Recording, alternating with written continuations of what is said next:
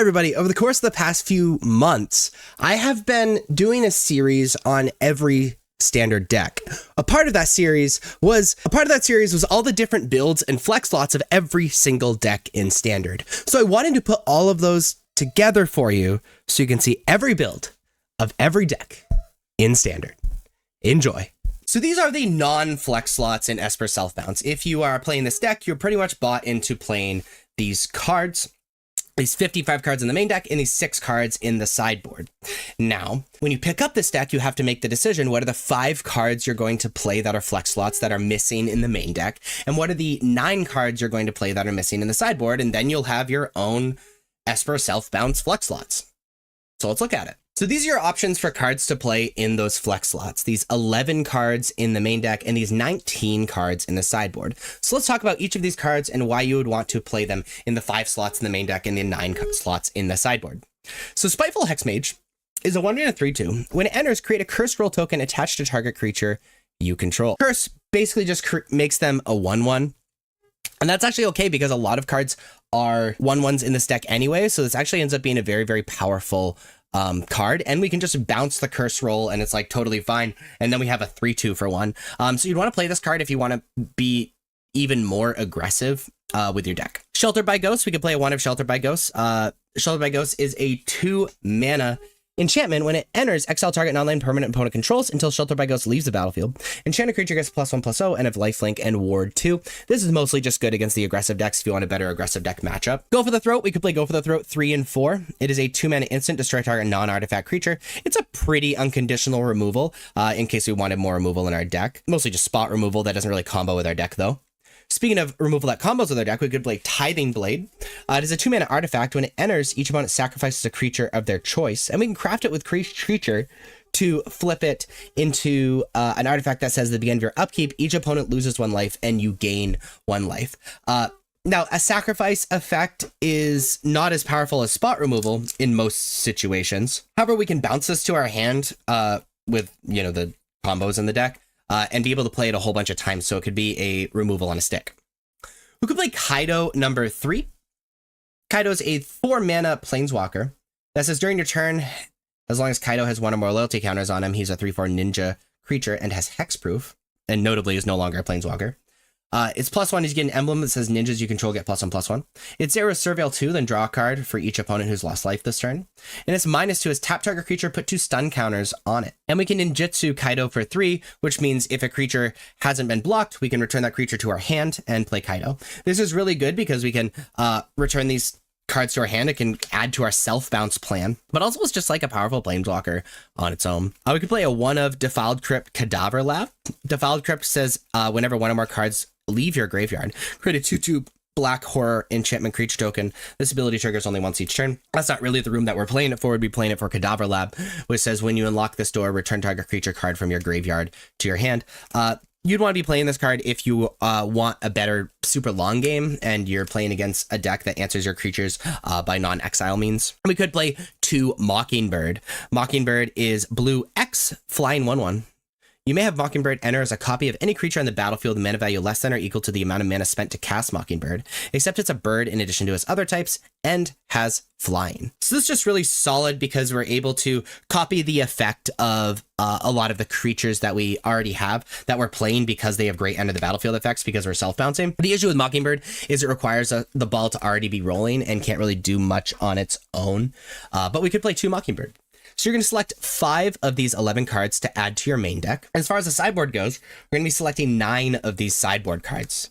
We could be playing 2 Break the Spell. Is a 1 mana instant, destroy target enchantment. If a permanent you controlled or a token was destroyed this way, draw a card. So what's kind of cool about this card is a 1 mana destroy enchantment instant that's already like pretty solid, but also it combos in a really cute way with Spiteful Hexmage. And very often in the late game, we're going to have a lot of permanents that we're just never going to bounce to our hand and just aren't really doing anything. And we can cash those into draw a card with Break the Spell. We could play 4 Destroy Evil. Destroy Evil, 2 mana instant. Choose 1, destroy target creature with toughness 4 or greater, or destroy target enchantment. Very good against enchantment decks, but also we can side it in against like Shieldred and Demon decks and things like that. We can play another Rest in Peace for additional graveyard hate. We can play additional Shelter by Ghosts in the sideboard for a better aggro matchup. We can play 2 Shrouded Shepherd. Shrouded Shepherd is an adventure card. Its adventure side is a sorcery. Creatures your opponent control get -1/-1 until end of turn. And its creature side says when Shrouded Shepherd enters, target creature you control gets +2/+2 until end of turn. Now, really, what reason we'd be playing this card is against decks where the -1/-1 is good, as you can do -1/-1, play it as a creature, deal a little bit of damage, and then if you need the -1/-1 again, return Shrouded Shepherd to your hand and be able to play the adventure side again. So this is things like Jeskai Convoke, mostly, if you're really worried about that deck. We'd be playing Lorn of the Third Path, just like a different way to like deal enchantments and also bounce. It is a 3-mana 2/1 with Vigilance. When it enters, destroy up to 1 target artifact or enchantment, and you can tap it to have you and target opponent each draw a card, which is kind of cute, but really we're playing it for the artifact or enchantment destruction, which we can then return to our hand and then play again. The issue is 3 mana is quite a bit. It could be playing more Cut Down. Cut Down a straight target creature with total power and toughness 5 or less. It's really good against the aggressive decks. We could be playing Tithing Blade in our sideboard. We've already talked about Tithing Blade, but mostly it's just removal on a stick, though it's sacrifice. Could be playing the Defiled Crypt in our sideboard. Again, we're mostly playing it for Cadaver Lab. If we want a better matchup against decks that go really long. We could be playing No More Lies in our sideboard to deal with these decks that have these big payoffs. And we could be playing Pest Control, which while is good against us, it's also really decent against the aggressive decks, decent in the mirror match, and stuff like that. And if it ends up not being good for us, we can just cycle it, which is really solid. So again, you're going to select 9 of these cards in the sideboard to join the 6 non-flex slots. You're going to be selecting 5 of these 11 cards for your main deck. And then you have your very own, yet stock, Esper Self-Bounce deck. These are the cards that pretty much are non-negotiable in the current builds of Mono Red Aggro. You will notice that there are only 3 non-flex slots in the main deck, which are all lands actually, and 6 non-flex slots in the sideboard. So frankly, the deck is pretty figured out, which is kind of exciting. And also I don't really know why I'm doing this video. It's mostly a sideboard video, but it's still important to talk about. So what do we play in those 3 slots in the main deck and those 9 slots in the sideboard? Well, these are our options. In the main deck, you can play any combination of 3 more mountains or 3 Soulstone Sanctuary. Now, the reason you would play the mountains is to just have better colors. Having too many colorless lands can be kind of scary, especially since Rockface Village is colorless for non-creatures. If you play Soulstone Sanctuary, you will inevitably get some hands where you can't really cast your spells, which is really scary. But Soulstone Sanctuary, being a man land, is very, very good and can kind of finish out the game. So some are playing like 1 Soulstone Sanctuary, 2 mountains. Some are playing the opposite. Some are playing 3 Soulstone Sanctuary. Some are playing just the 3 mountains and 0 Soulstone Sanctuary. But that's the first decision you need to make, and that's your only decision in the main deck. As far as the sideboard goes, it gets a little more complicated. So you're going to be picking 9 of these 20 cards in the sideboard. You'd play Lithomanic Barrage. It's mostly for the Dimir decks. Also really decent against the new Azorius Convoke deck and whatnot. Tectonic Hazard being really good against the 2 Convoke decks as well. Torch the Tower, mostly for aggression, like dealing with that aggression. Obliterating Bolt, also decent against the aggressive decks, but mostly for the enduring cards and the blue enduring card, Enduring Curiosity, in like the Dimir deck and the Azorius deck. Case of the Crimson Pulse is a case that when it enters, you discard a card, then draw 2 cards. And if you have no cards on hand, it's solved. And at the end of your upkeep, you discard a hand and draw 2 cards. This is really good against decks that are really good at answering what we're attempting to do, and you expect the game to go very long. And so it's an opportunity to totally outcard your opponent. Twisted Fealties, gain control of target creature until end of turn, and tap that creature, gains haste until end of turn, and then put a Wicked Roll token attached up to 1 target creature. This card's really good against decks that play a bunch of big creatures, something in like Domain and stuff like that. Urbrass Forge fulfills a similar role as Case of the Crimson Pulse.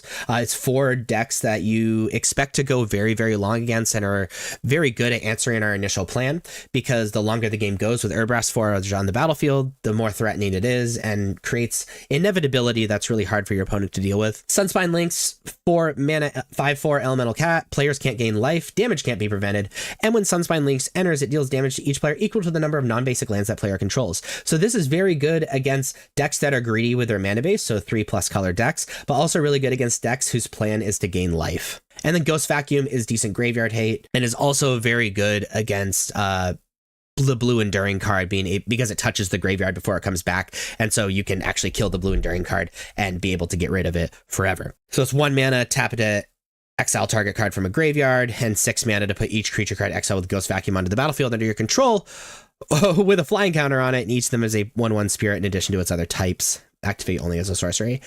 The issue with Ghost Vacuum is it doesn't really work towards our initial plan of like getting blockers out of the way or just dealing more damage. So you'd really only want to play this card if you really think you need Graveyard Hate. But you're going to be selecting 9 of these 20 cards and 3 of these 6 cards to add to your non-flex slots main deck. And then you have, and then you have created your very own but stock mono red aggro list. So these are the non-flex slots of red-green aggro in standard.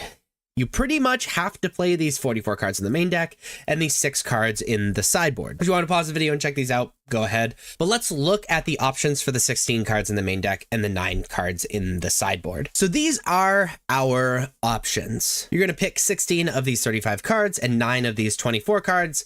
Let's talk about them. So notice there are some lands with this. There are only 18 lands that are non-flex slots, and the deck wants to be playing 21, maybe even 22 lands. So you're going to be selecting 4 of these lands to play. Now you can play a forest, help a little bit with your mana, be able to cast these green spells, especially if you're playing like Paw Patrol Root or Sentinel the Nameless City or more Questing Druids or more Innkeeper's Talents. The forest might be valuable. Mountain is a great enters untapped. Red source, our deck is primarily red. Restless Ridgeline as a one of is really nice because it's good for our mana. However, it forces us to play this enters tapped land, which is not great, but it can give us some reach in the late game. So it's much worse in the early game, much better than the late game.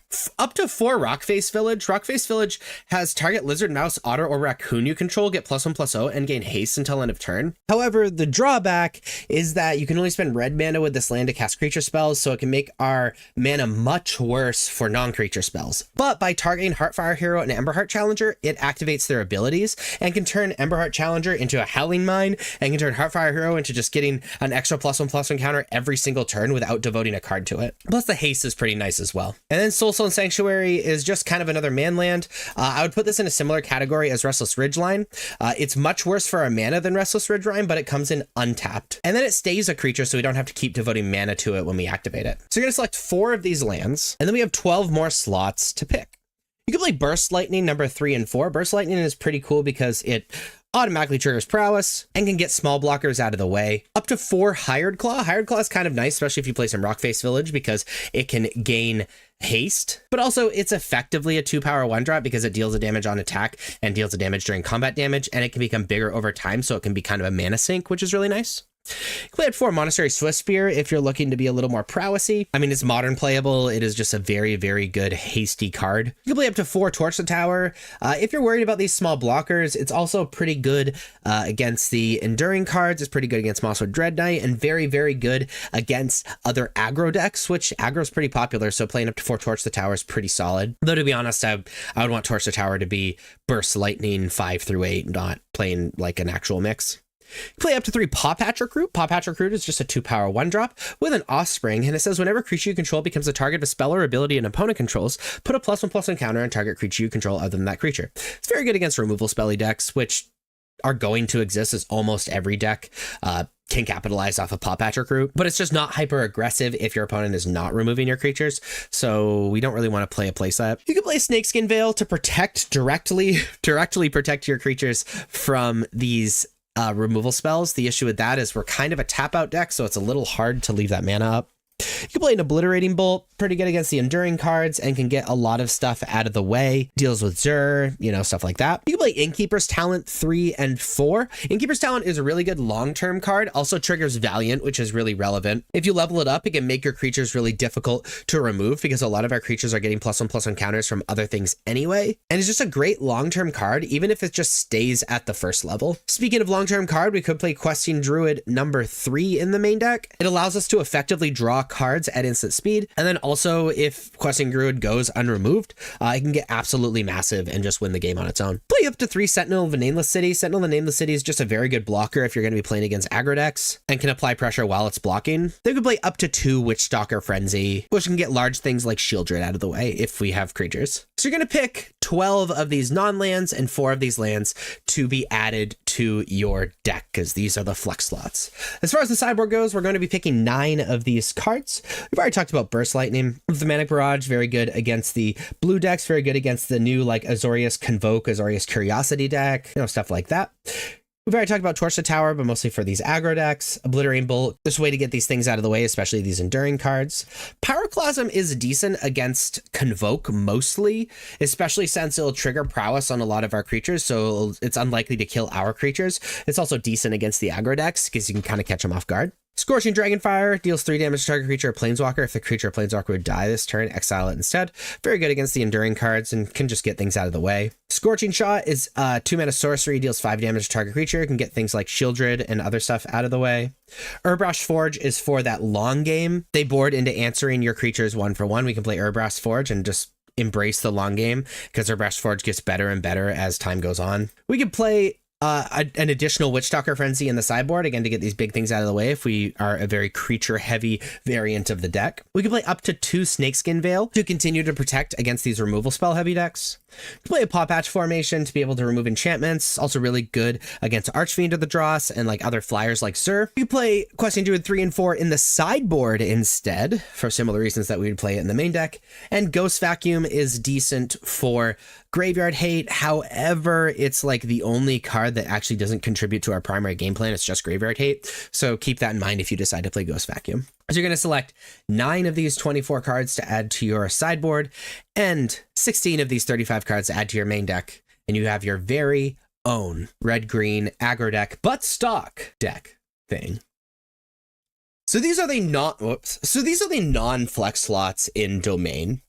Is these 41 cards in the main deck, including a bunch of lands, and these 5 cards in the sideboard. So when you decide to pick up Domain, you're certainly playing these 41 cards in the main deck and these 5 cards in the sideboard. So the decision you have to make is what 19 cards are you filling these slots in the main deck and what 10 cards are you filling these slots in the sideboard? These are your options. You have 45 cards to pick from in the main deck and 27 cards to pick from in the sideboard. Now, I think this is kind of obvious to say that there's no major stock list for Domain at the moment, which is a little rough, but also very good because you can kind of twist it to be able to support whatever you think the meta is going to be. Let's start with why you would pick any of these cards.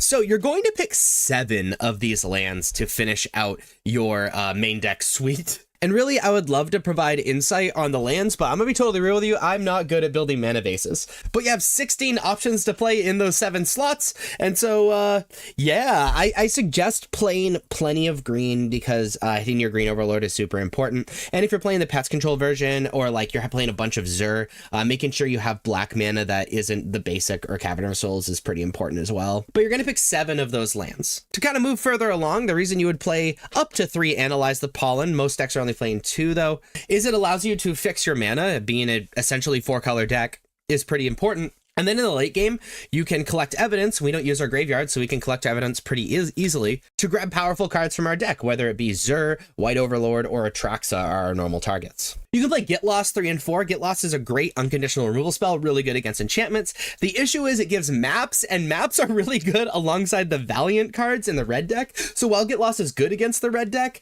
being able to trigger Valiant while not using their cards and just like popping a map on their own creature, a map that you gave them, can be kind of rough. So people are going a little bit down on Get Lost. You can play up to 2 Pest Control. Pest Control, destroy all non-land permanents with mana value 1 or less, and more importantly, it has cycling too. So the reason this is playable in the main deck, even though it's obviously targeting very specific decks, is because it has cycling. You can just have it replace itself. And the reason you'd be playing these in the main deck is it's decent against the red decks. It's like fine, but mostly for the bounce decks, because things like Hopeless Nightmare and stuff like that are really rough, and Pest Control deals with most of the cards in their deck for just 2 mana.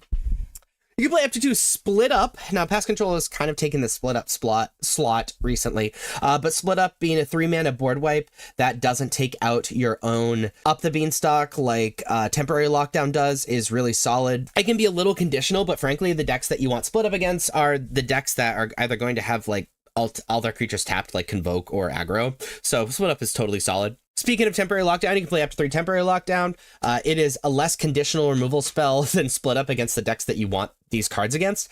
However, it takes out Up the Beanstalk and like any tokens you have, so that's a little awkward as well. You can play Zur number 3 and 4. Now, Zur is excellent because you can man up the giant enchantments that you have, especially the impended overlords, and when they attack you can still get their attacking triggers.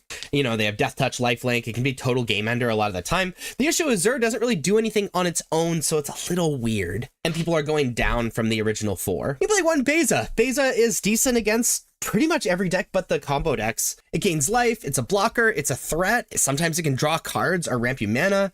It's just all around decent against super aggressive decks and super slow decks. You can play a single Day of Judgment, just more unconditional removal than Split Up or Pest Control, though notably Pest Control deals with non-creatures where Day of Judgment doesn't. Seized from Slumber is really interesting cards that a lot of decks are playing. They're playing up to 3. Seized from Slumber is a 5-mana instant that says destroy target creature.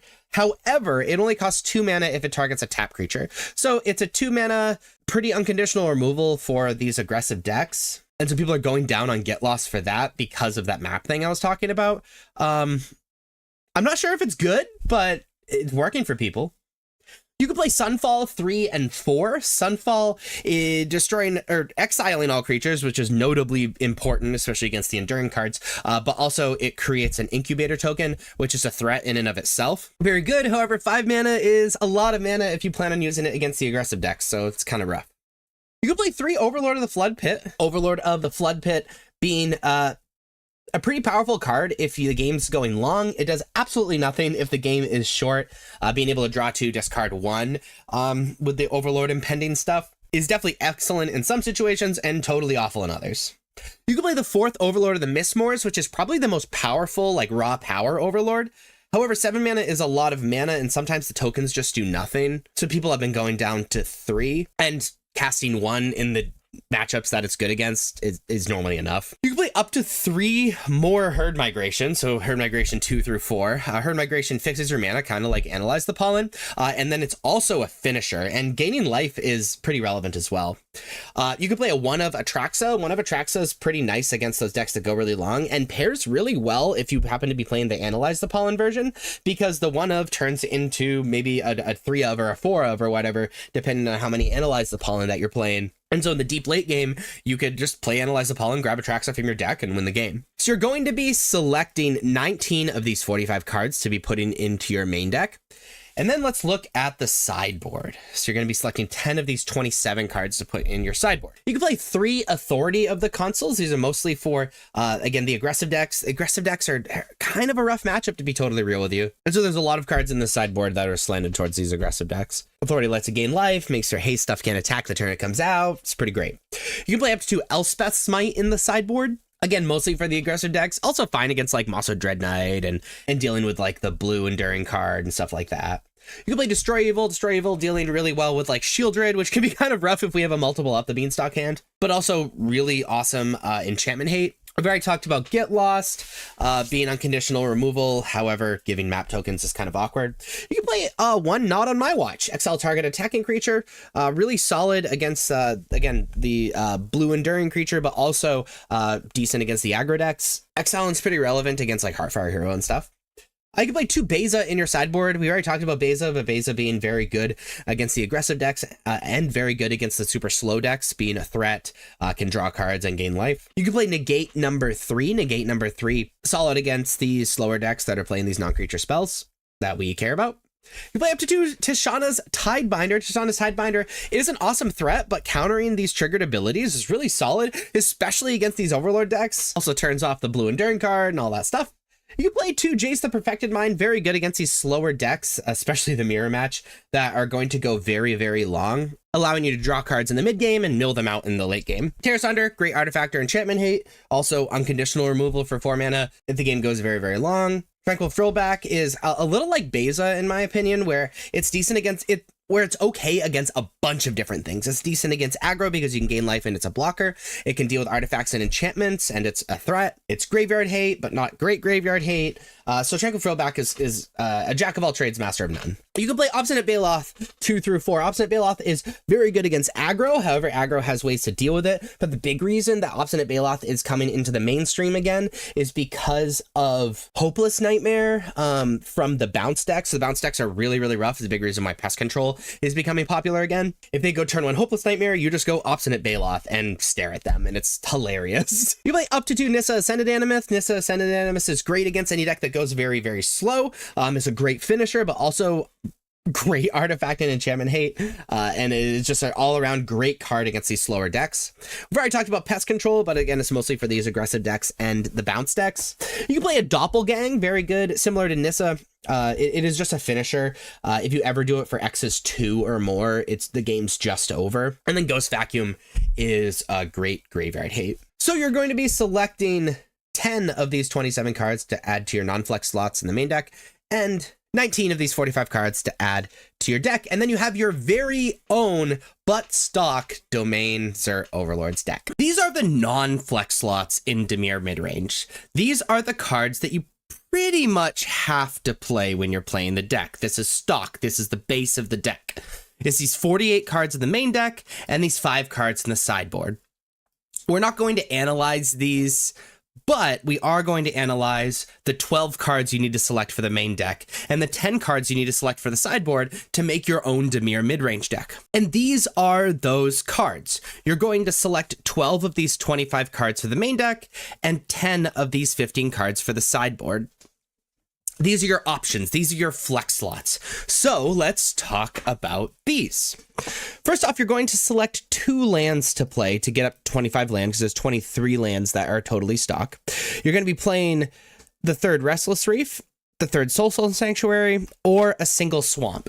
Now, the Restless Reef gives good mana, but entering tapped is definitely a problem, and having a man land is really nice. Soul Sanctuary is really cool because it has vigilance. It stays a creature when you activate it, and it enters untapped. The issue is you have worse mana, obviously. And then the Swamp is slightly worse mana. It's kind of in the middle as far as the mana color issues go, but it enters untapped, which is pretty solid. So you're going to select 2 of these lands to play, and then 10 of these other cards. And let's go over these other cards. So option of playing up to 2 Phantom Interference. It is a 1 blue with Spree, so you can pay an additional 3 to create a 2/2 white spirit creature token with flying. You can pay an additional 1 to counter target spell unless controller pays 2. So it's a slightly worse mana leak with a little bit of extra upside. Having the sheep counter magic to protect your creatures and to defend against powerful spells that your opponent is playing is pretty strong. You can play the 4th Cut Down if you're worried about aggressive decks or the mirror match kinda. You can play up to 2 Saiba Cryptomancer if you are worried about removal spells. Also plays really well with like Kaido and stuff. You can play up to 2 Spell Stutter for a slightly better counterspell than Phantom Interference, but doesn't have the upside of being able to create a 2/2. You can play a 2nd Anoint with Affliction, very good against things like Mosswood Dread Knight, is a cheap-ish answer to aggressive strategies, really good against Enduring Innocence, etc., etc. You can play the 4th Go for the Throat, just as a reasonably unconditional removal. You can play a Nowhere to Run. Nowhere to Run is really cool against like ward abilities, also pretty solid against hexproof strategies.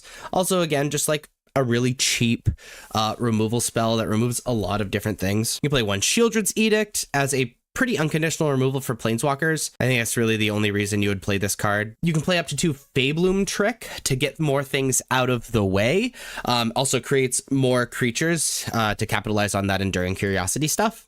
You can play up to 2 Tishana's Tidebinder if you're worried about like Atraxas or Leyline Bindings or want to turn off an opponent's Enduring Innocence or things like that. Play up to 2 Preacher of the Schism to slant a little bit more towards that mid-range strategy. You can play the 4th Enduring Innocence to really lean into that tempo plan where you're just dealing a bunch of damage and getting a ton of cards in your hand. 1 Shieldred, very good against aggressive decks and mid-range decks alike. Again, just kind of slants towards the mid-range plan rather than tempo plans, similar to Preacher of the Schism. You can play the 4th Kaido to capitalize on returning these cards to your hand, especially cards with Enter the Battlefield effect, like Tishana's Tidebinder or Cyber Cryptomancer, or the cards we already have in our non-flex slots. And you can play up to 2 Mockingbird, which is really solid alongside something like Enduring Innocence or Tishana's Tidebinder, or really just to create a cheap, aggressive creature that you can return with Kaido or draw cards with Enduring Curiosity. So you're going to select 12 of these 25 cards, 2 of them being one of the 3 lands, to add to these non-flex slots, and then you have your own customized main deck. As far as the sideboard goes, you're going to select 10 of these 15 cards. We've already talked about Flaybloom Trick, Tishana's Timebinder, and Cut Down. Disfigure is a really interesting card that mostly against the aggressive decks, it gets around some of the pump spells, getting out of range of Cut Down. It's kind of a different approach to removal against these aggressive decks. Play up to 2 Duress for control decks, for domain, things like that. We've already talked about Anoint with Affliction. You can play up to 2 Blot Out, being very good because it exiles. It's one of our only really clean answers to Enduring Curiosity, which is, you know, for the mirror match and stuff. You can play a Malicious Eclipse. A 3 mana, all creatures get -2/-2, and they get exiled. Very good against the token strategies and Convoke. Also like solid against mono red as well. We've already talked about Shieldred, but you can play up to 2 Shieldred just to, again, slant more towards that mid-range plan post-board. Also very good against the aggressive decks. You can play a second Gix Command. Now, Gix Command I found is only really, really good against aggressive strategies, but in a deck like this where you can return a lot of creatures with power 2 or less, you have a lot of cards that with power 2 or less. It's solid against like control and mid-range as well. And Ghost Vacuum for Graveyard Hate. So you're going to select 10 of these 15 cards to join your non-flex slots, and then you have your own customized but stock Dimir mid-range list. We're going to start with the non-flex slots. These are the non-negotiables in green-black mid-range in standard. These 42 cards in the main deck and these 4 cards in the sideboard. You can pause and look at them if you would like, but we have to talk about the 18 cards we need to pick for the main deck and the 11 cards we need to pick for the sideboard. And it's really surprising to me that this is like this, because frankly, green-black mid-range is the second most popular deck in standard at the moment. And the fact that there isn't a more solid stock list is really surprising to me, but it's also really cool that you can do almost anything with the deck. But these are the flex slots in green black mid-range. Now, the first thing you're going to do is it wants to run 25 lands, and only 21 lands are stock. And so you're going to select what you want for the lands between 2 Fountain Ports, which allows you to sacrifice a token, draw a card, which includes like map tokens and these vampire tokens from Preacher of the Schism and stuff like that. You can pay 3 mana to create a 1/1 blue fish creature token, or pay 4 mana to create a treasure token. It's really good if games go really long, allows you to get some pretty good card advantage, provide a threat if they deal with literally everything, you know, stuff like that. Mishra's Foundry taps for a generic mana. You can pay 2 mana. Mishra's Foundry become a 2/2 assembly worker artifact creature until end of turn, and it's still a land. And you can pay 1 mana and tap it to have target attacking assembly worker get +2/+2 until end of turn. So they combo with each other, so having multiples is really solid. This is pretty good if you want a cheap way to, again, apply pressure and maybe mess up combat and stuff like that. Or an option is 3 Soulstone Sanctuary, where you can pay 4 mana and have it become a 3/3 vigilance of all creature types, and it's still a land. Notice that it doesn't stop being a creature, which is bad against board wipes, but really nice because you don't have to keep putting mana into it. And 2 Underground Mortuary, and enters tapped when it enters Surveil 1, which is really good if you want to make sure you hit your colors. So you're going to select 4 of any of these lands to start to finish out your mana base. Now you can choose to play Cut Down 3 and 4 if you're worried about aggressive decks. This is a 1 mana instant destroy target creature with total power and toughness 5 or less. You can play a main deck Duress if you're worried about the decks like Domain or Control or Mono White or things like that. The second main deck Anoint with Affliction is very good against the white enduring creature, is very good in the mirror against Mosswood Dread Knight, and also is just like a pretty unconditional removal for the red decks, especially for Heartfire Hero. 4 Deep Cavern Bat is an option. It's a 2 mana 1/1 with Flying of Lifelink. When Deep Cavern Bat enters, look at target opponent's hand. You may exile a non-land card from it until Deep Cavern Bat leaves the battlefield. This is really good and being able to tear up your opponent's hand. However, they get the card back when Deep Cavern Bat goes away, and so it's not very good against decks with a ton of removal. You can play a single Nowhere to Run. Is a 2 mana flash enchantment. When Nowhere to Run enters, target creature an opponent controls gets -3/-3 till end of turn. Again, very good against like the Heartfire Hero stuff. Creatures your opponent controlled can be the target of spells or abilities as though they didn't have Hexproof. Ward abilities of the creatures don't trigger. Which is pretty solid. And it's nice to just have it on the battlefield so you don't have to worry about ward and stuff. You can play 2 Scavenging Ooze. Has main deck Graveyard Hate, but also it's like a decent finisher and gain some life.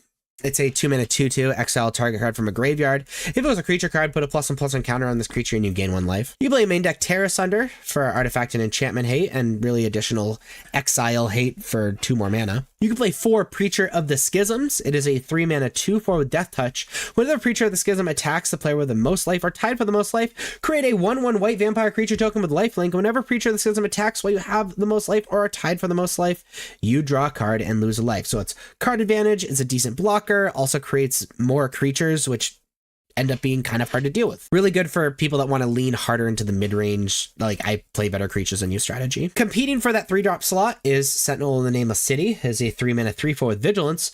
When Sentinel in the Nameless City enters or attacks, create a map token. Now, it's an even better blocker, an even better attacker. It can be on offense and defense with Vigilance. And creating a map token allows you to dig for certain things in your deck and sometimes effectively draw cards, make your creatures bigger, which is all very solid. You can play a Tranquil Frillback, which is great artifact or enchantment hate. Also decent graveyard hate, and also decent against the aggressive decks because it can gain life and block really well. You can play the 2nd Maelstrom Pulse just as an unconditional removal for 3 mana. The 3rd Shieldred the Apocalypse, really good against decks that draw a bunch of cards, but also very good against the aggressive decks and being a pretty good blocker and gains life. You can play a The End, which is a 4-mana instant. Spells cost 2 less to cast if your life total is 5 or less, which is rough if that comes up. Exile target creature or planeswalker, searches controller's graveyard, hand, and library for any number of cards with the same name as that permanent and exile them. That player shuffles and then draws a card for each card exiled from their hand this way. So it's great unconditional removal for 4 mana and extracts a thing that we might be afraid of from their deck and exiles, so it's really good against the enduring creatures or whatever. You can play 2 Gix's Command. This 5-mana sorcery, choose 2, put 2 +1/+1 counters and up to 1 creature against lifelink till end of turn, or destroy each creature with power 2 or less, or return up to 2 creature cards from your graveyard to your hand, or each opponent sacrifices a creature with the highest power among creatures they control. Now, this is mostly good against creature decks and really aggressive decks, so you can gain life and kind of wipe their board. And so if you're worried about that, Gix's Command is great. You can play 2 Thrun, Breaker of Silence. There's a 5-mana 5/5. The spell can't be countered. Has Trample. And Thrun, Breaker of Silence, can't be the target of non-green spells your opponent control or abilities from non-green sources your opponent control. During your turn, Thrun has Indestructible. This is very, very good against other mid-range decks and other things that are trying to remove it with spot removal. Or you can go back to the Demon package and play 4 Unholy Annex / Ritual Chamber. It's a room where 1 room, Unholy Annex, 3 mana. At the beginning of your end step, draw a card. If you control a demon, each opponent loses 2 life, you gain 2 life. Otherwise, you just lose 2 life.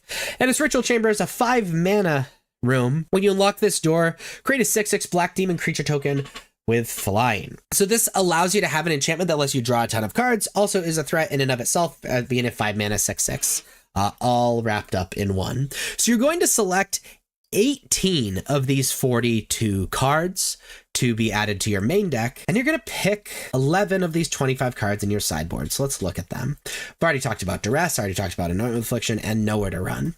But Blot Out is a 3-mana instant. Target opponent exiles a creature or planeswalker they control with the greatest mana value among creatures and planeswalkers they control. Just decent unconditional removal that doesn't target, which is pretty solid. Token Miasma. You can play 2 of these. 3-mana kicker for a green. If the spell is kicked, put a +1/+1 counter on a creature you control. All creatures get -2/-2 end of turn. Just a decent board wipe against these aggressive decks. You can play 2 Liliana of the Veil. Decent against decks that don't play a lot of creatures because you can control the board and make them sacrifice multiple times. Also really good against decks that you think you can win the top deck war against, like Control or something. You play 2 Malicious Eclipse. Fulfills the same role of Choking Miasma. All creatures get -2/-1 till end of turn. However, if we care about the exile factor, Malicious Eclipse is a little better. We already talked about the end, but you could play 4 Harvester of Misery. It's a 5-mana 5/4 with Menace. When Harvester of Misery enters, other creatures you get -2/-2 until end of turn. And you pay 2 mana and discard Harvester of Misery to have target creature get -2/-2 till end of turn. Really good against the aggressive decks because it can wipe their board for 5 mana or be early removal. We've already talked about Terra Sunder, just artifacts and enchantment hate, and Tranquil Fillback, just kind of a jack of all trades situation. We can play up to 3 Obstinate Baloth as a 4-mana 4/4. When it enters, you gain 4 life.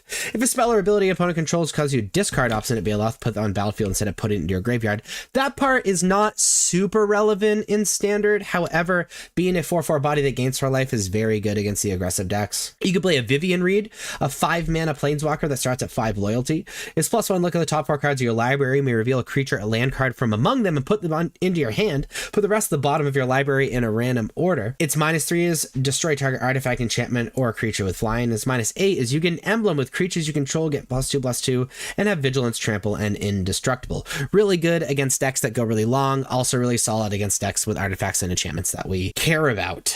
And we can play 2 Ghost Vacuum. Good graveyard hay. Also decent against the enduring cards because they do hit the graveyard and you have a chance to interrupt them coming back. So you're going to select 11 of these 25 cards to be added to your deck. And if you do that, combine with selecting 18 of these 42 cards, you have your very own stock version of Golgari Midrange. So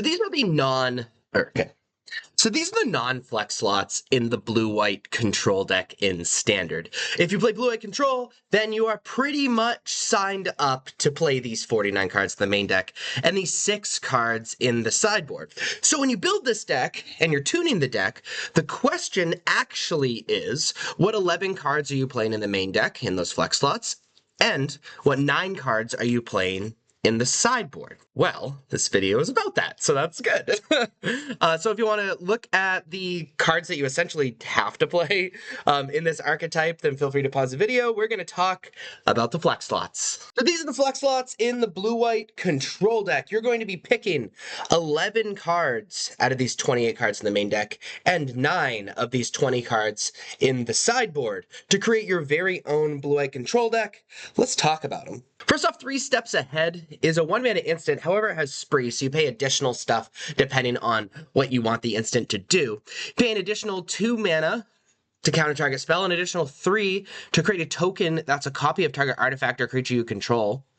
And you pay an additional 2 to draw 2 cards, then discard a card. So at its worst, this card is cancel, which is totally fine. However, if you have a bunch of mana, you can pay 5 mana to counter a spell and also sculpt your hand. And then there's corner case things, especially since this deck plays Overlords, where creating a copy of a creature can kind of end the game. So playing 3 Steps Ahead is really cool, you know, in a deck like this. It's just competing with slots for a bunch of other powerful cards. You can play the 4th Get Lost. Get Lost is a 2-mana instant. Destroy target creature, enchantment, or planeswalker's controller. Its controller creates 2 map tokens. This is just unconditional removal. Also really sweet instant speed removal against enchantments. We can play Change the Equation. Change the Equation is a 2-mana instant. Choose 1 counter target spell with mana value 2 or less, or counter target red or green spell with mana value 6 or less. This is just very good because most of Standard is pretty low to the ground, and so often this can just counter most things. It can be kind of limited against certain decks and certain cards, though. We can play up to 4 Deduce. It's a 2-mana instant. Draw a card. Investigate, which means you create a clue token, which means you can pay 2 mana and draw a card off of it. Technically, this is 4 mana. 2 cards replaces 1. It's a good card, but with Standard being pretty low to the ground right now, it's hard to be able to afford spending 4 mana on something that doesn't actually affect the board. However, if you do have that mana and you find yourself having that mana, then this is for sure like a killer card. You can play 2 Negate. Negate, 2-mana instant, counter target non-creature spell. It's excellent at fighting counter wars and countering relevant things. I mean, most of the cards that are good against control are non-creature spells, so, you know, we love that. Normalize, 2-mana instant, counter target spell unless controller pays 3. Spells counter this way, exile it instead of putting it into its owner's graveyard. Obviously, like, it's an unconditional counter spell in the early game, and then it, like, loses stock for sure in the late game because as they get more lands, it's easier to play around. Play the 4th Stock Up, which is a 3-mana sorcery. Look at the top 5 cards of your library, put 2 of them into your hand, and the rest of the bottom of your library in any order. Right? It's essentially dig through time. You know, 5 cards is so many, and then being able to select 2 of them is just so good. I think the one issue with this card is 3 mana is quite a lot for something that doesn't affect the board. So it can be kind of tough finding what turn you're allowed to play this. But I feel like if you untap after you play this, you should start controlling the game. You can play Tishana's Tidebinder. It's a 3-mana 3/2 with flash. When Tishana's Tidebinder enters, counter up to 1 target activated or triggered ability. If an ability of an artifact, creature, or planeswalker is countered this way, that permanent loses all abilities for as long as Tishana's Tidebinder remains on the battlefield. Very good at countering abilities. I mean, it's also a threat, so it can kind of end the game reasonably quickly. 3 power is a lot. So you can stop what something does, something like Leyline Binding or whatever, while being able to apply pressure and block, which is really nice. You can play the third Beza. Beza's a 4-mana 4/5 legendary creature. When Beza the Bounding Spirit enters, create a treasure token. If an opponent controls more lands than you, you gain 4 life. If an opponent has more life than you, create 2 1/1 bluefish creature tokens if an opponent controls more creatures than you, and draw a card if an opponent has more cards in hand than you. It's a great catch-up card. It's mostly just insane against the aggro decks because gaining life and then providing 3 blockers in one card is super, super good. But it can be really, really good catching up against mid-range and other control decks as well. You can play 2 Day of Judgment. Day of Judgment 3 and 4. 4-mana destroy all creatures. Board wipes are good. Like if you find yourself facing down creatures all turn. I don't know what to say about Day of Judgment. You can play Jace the Perfected Mind, number 3 and 4 in the main deck. It's a 4-mana planeswalker with completed, so one of the blue you can pay a Phyrexian mana for, so pay 2 life for if you'd like. If you do that, it starts with 2 less loyalty. Full retail, it starts at 5 loyalty. And its +1 is until your next turn, up to 1 target creature gets -3, -0. Its -2 is target player mills 3 cards. Then if a graveyard has 20 or more cards in it, you draw 3 cards. Otherwise, you draw a card. And it's -X, target player mills 3 times X cards. So this is one of our primary win conditions, right? It makes it so it's really hard to attack, especially combined with all of the other counterspells and removal in the deck. We get to get card advantage while we mill our opponent out, and then very often we can just pay full retail for this, have our opponent mill 15 and win the game. We play a Ride's End. Ride's End's a 5-mana instant. Exile target creature or vehicle. It costs 3 less if it targets a tap permanent. Very good against creatures that are attacking you. Essentially 2 mana. Exile removal is insane right now because there's a lot of triggered abilities when things die. So we love it. We can play a second Sunfall, 5 mana. Exile all creatures. Incubate X, where X is the number of creatures exiled this way. This is obviously like a better board wipe than Day of Judgment, but it costs 1 mana, right? It provides a threat and it exiles. Like I said, exile removal is crazy good in standard at the moment. The issue is, again, it costs 1 more mana, and if you're under pressure, that extra turn could be a really, really big deal. We play 2 Overlord of the Flood Pits. Overlord of the Flood Pits is a 5-mana 5/3 with flying. Whenever Overlord of the Flood Pits enters or attacks, draw 2 cards and discard a card. So it's a threat that can sculpt your hand, and it's a must answer. And it has Impending 4 for 3 mana. So you can get this effect on turn 3, which is, again, sculpting your hand in the early game, really, really good. And it can kind of just win the game in the long run, which is awesome. You can play a Hornlock Whale. It is a 6/6 with Flash, Ward 2. Hornlock Whale enters tapped unless it's your turn. So it's just like an awesome threat at instant speed, which we love. However, on its adventure side, it's a Lagoon Breach. Is a 2-mana instant. The owner of target attacking creature you don't control puts it on their choice of top or bottom of their library. Just very, very good removal against, when you're under threat, and then it can just end the game in the late game.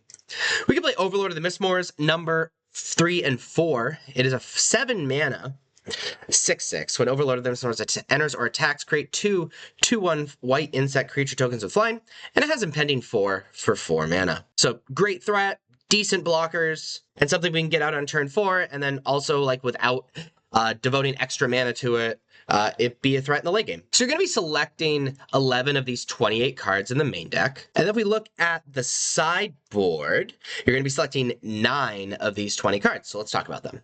Authority of the Consuls is a 1-mana enchantment. Creatures your opponent control enter tapped. And whenever a creature an opponent control enters, you gain 1 life. This is just good against the red base aggro decks.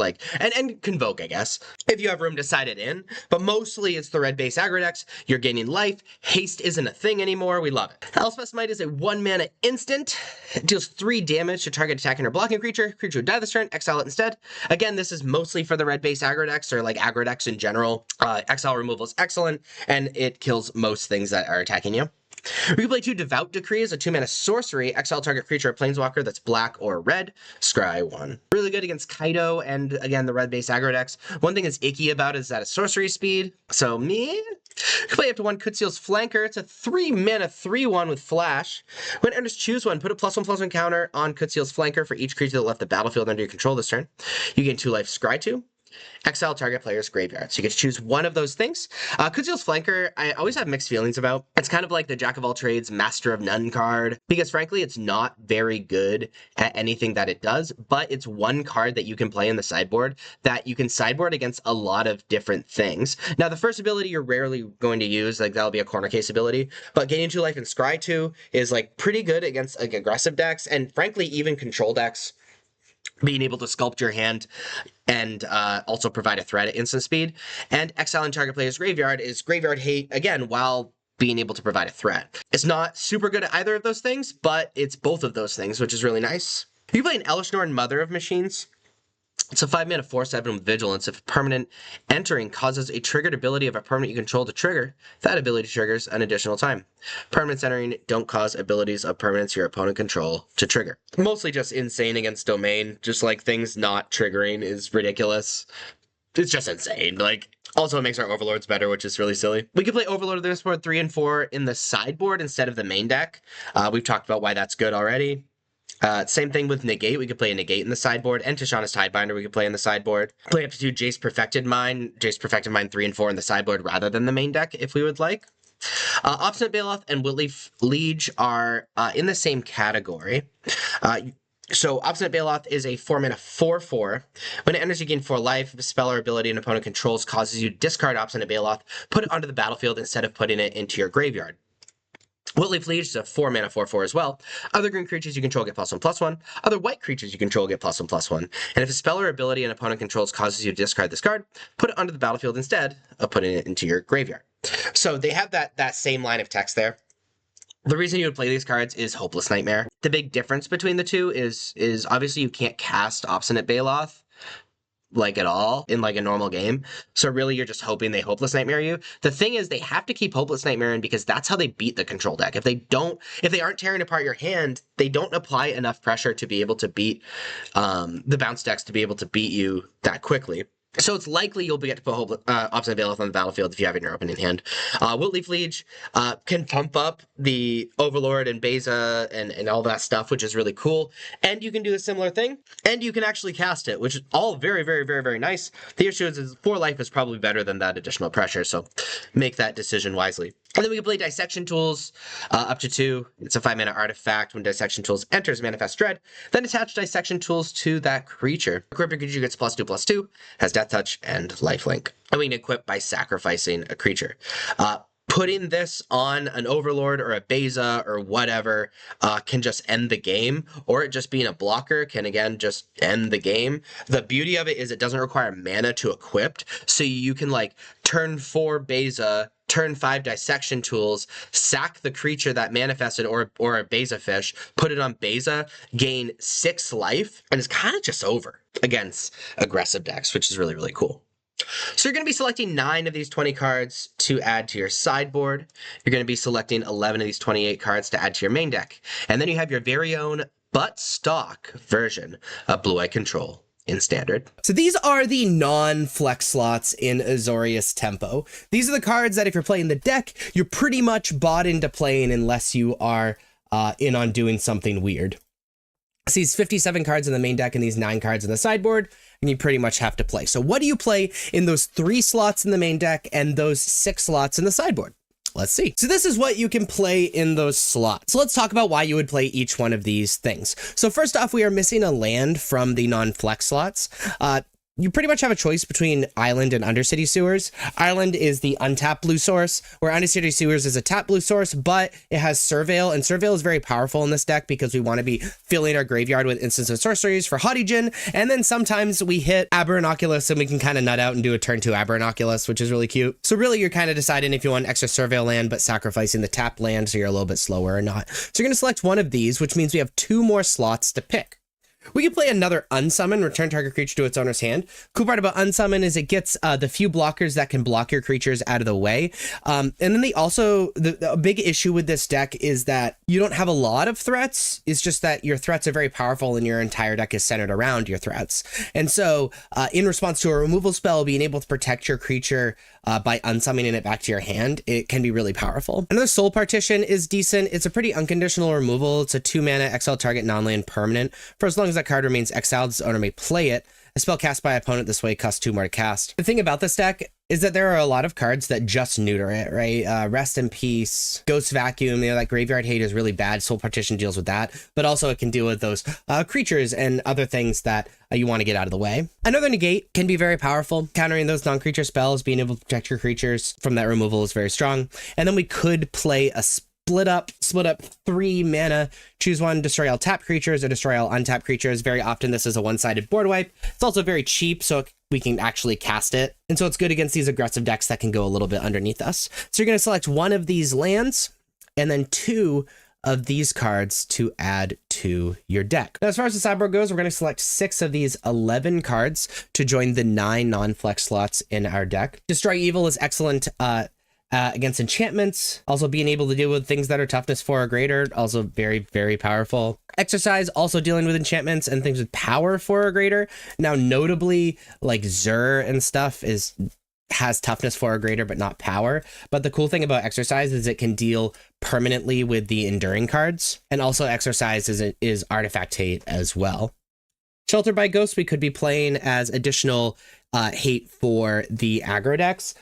Removing a creature and then giving a large creature lifelink is kind of exactly what we would want to do against them anyway. We could play up to 2 more Split Up in the sideboard, again, as this one-sided board wipe against aggressive decks, or really decks that we're worried about being overwhelmed by creatures. Could play up to 3 Temporary Lockdown, and I wouldn't play like the max Split Up and all 3 Temporary Lockdown. You're kind of choosing between the 2. Temporary Lockdown is kind of cute in our deck because we don't have to worry about things being untapped or whatever. Temporary Lockdown will just deal with those aggressive small creatures while not touching our Hadijan or Aberrant Oculus. Negate, again, for protecting our creatures and kind of stopping what our opponent's attempting to do. And then Ghost Vacuum is pretty good graveyard hate. So you're going to select 6 of these cards in the sideboard to join the 9 non-flex cards in the main deck. And then you have your very own but stock version of Azorius Tempo in Standard. So these are the non-flex slots in the Omniscience combo deck. If you're playing the Omniscience combo deck, these are pretty much the cards that you have to play. You're pretty much bought into playing. It's these 54 cards in the main deck and these 5 cards in the sideboard. So the question is, when you go to build this deck and tune this deck, is what 6 cards are you playing in the main deck and what 10 cards are you playing in the sideboard? Well, these are your most common choices. For the 6 cards in the main deck, you can choose from these 12 cards. And for the 10 cards in the sideboard, you can choose from these 22 cards. So let's talk about that. We can play the 4th Charter Course. Is a 2-mana sorcery. Draw 2 cards, discard a card unless you attack this turn. It's great to fill up your hand, get that card selection, and get that Omniscience into the graveyard. You could play Picklock Prankster 3 and 4.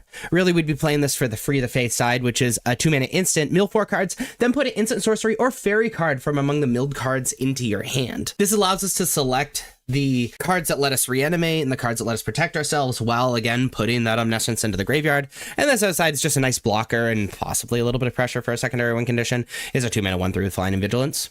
We play up to 3 Temporary Lockdown as 3-mana enchantment. When it enters, exile each non-land permanent with mana value 2 or less until Temporary Lockdown leaves the battlefield. This is great if you want to shore up your matchup against the aggressive decks.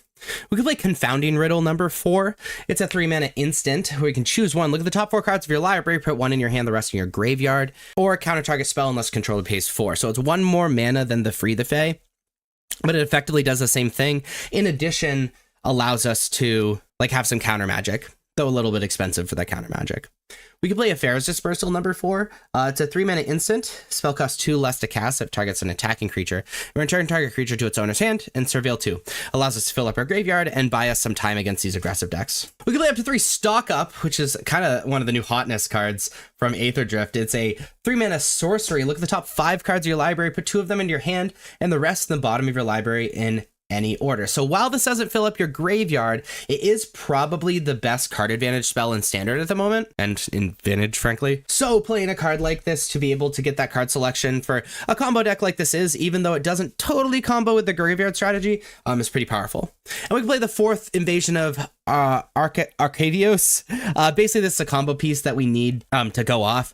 Being able to play another one of those combo pieces is just really, really nice. Though it does dilute the whole survivability and digging for other stuff part of your deck. So we're going to be selecting 6 of these 22 cards to add to our main deck. And as far as the sideboard goes, we're going to play 2 Disenchants.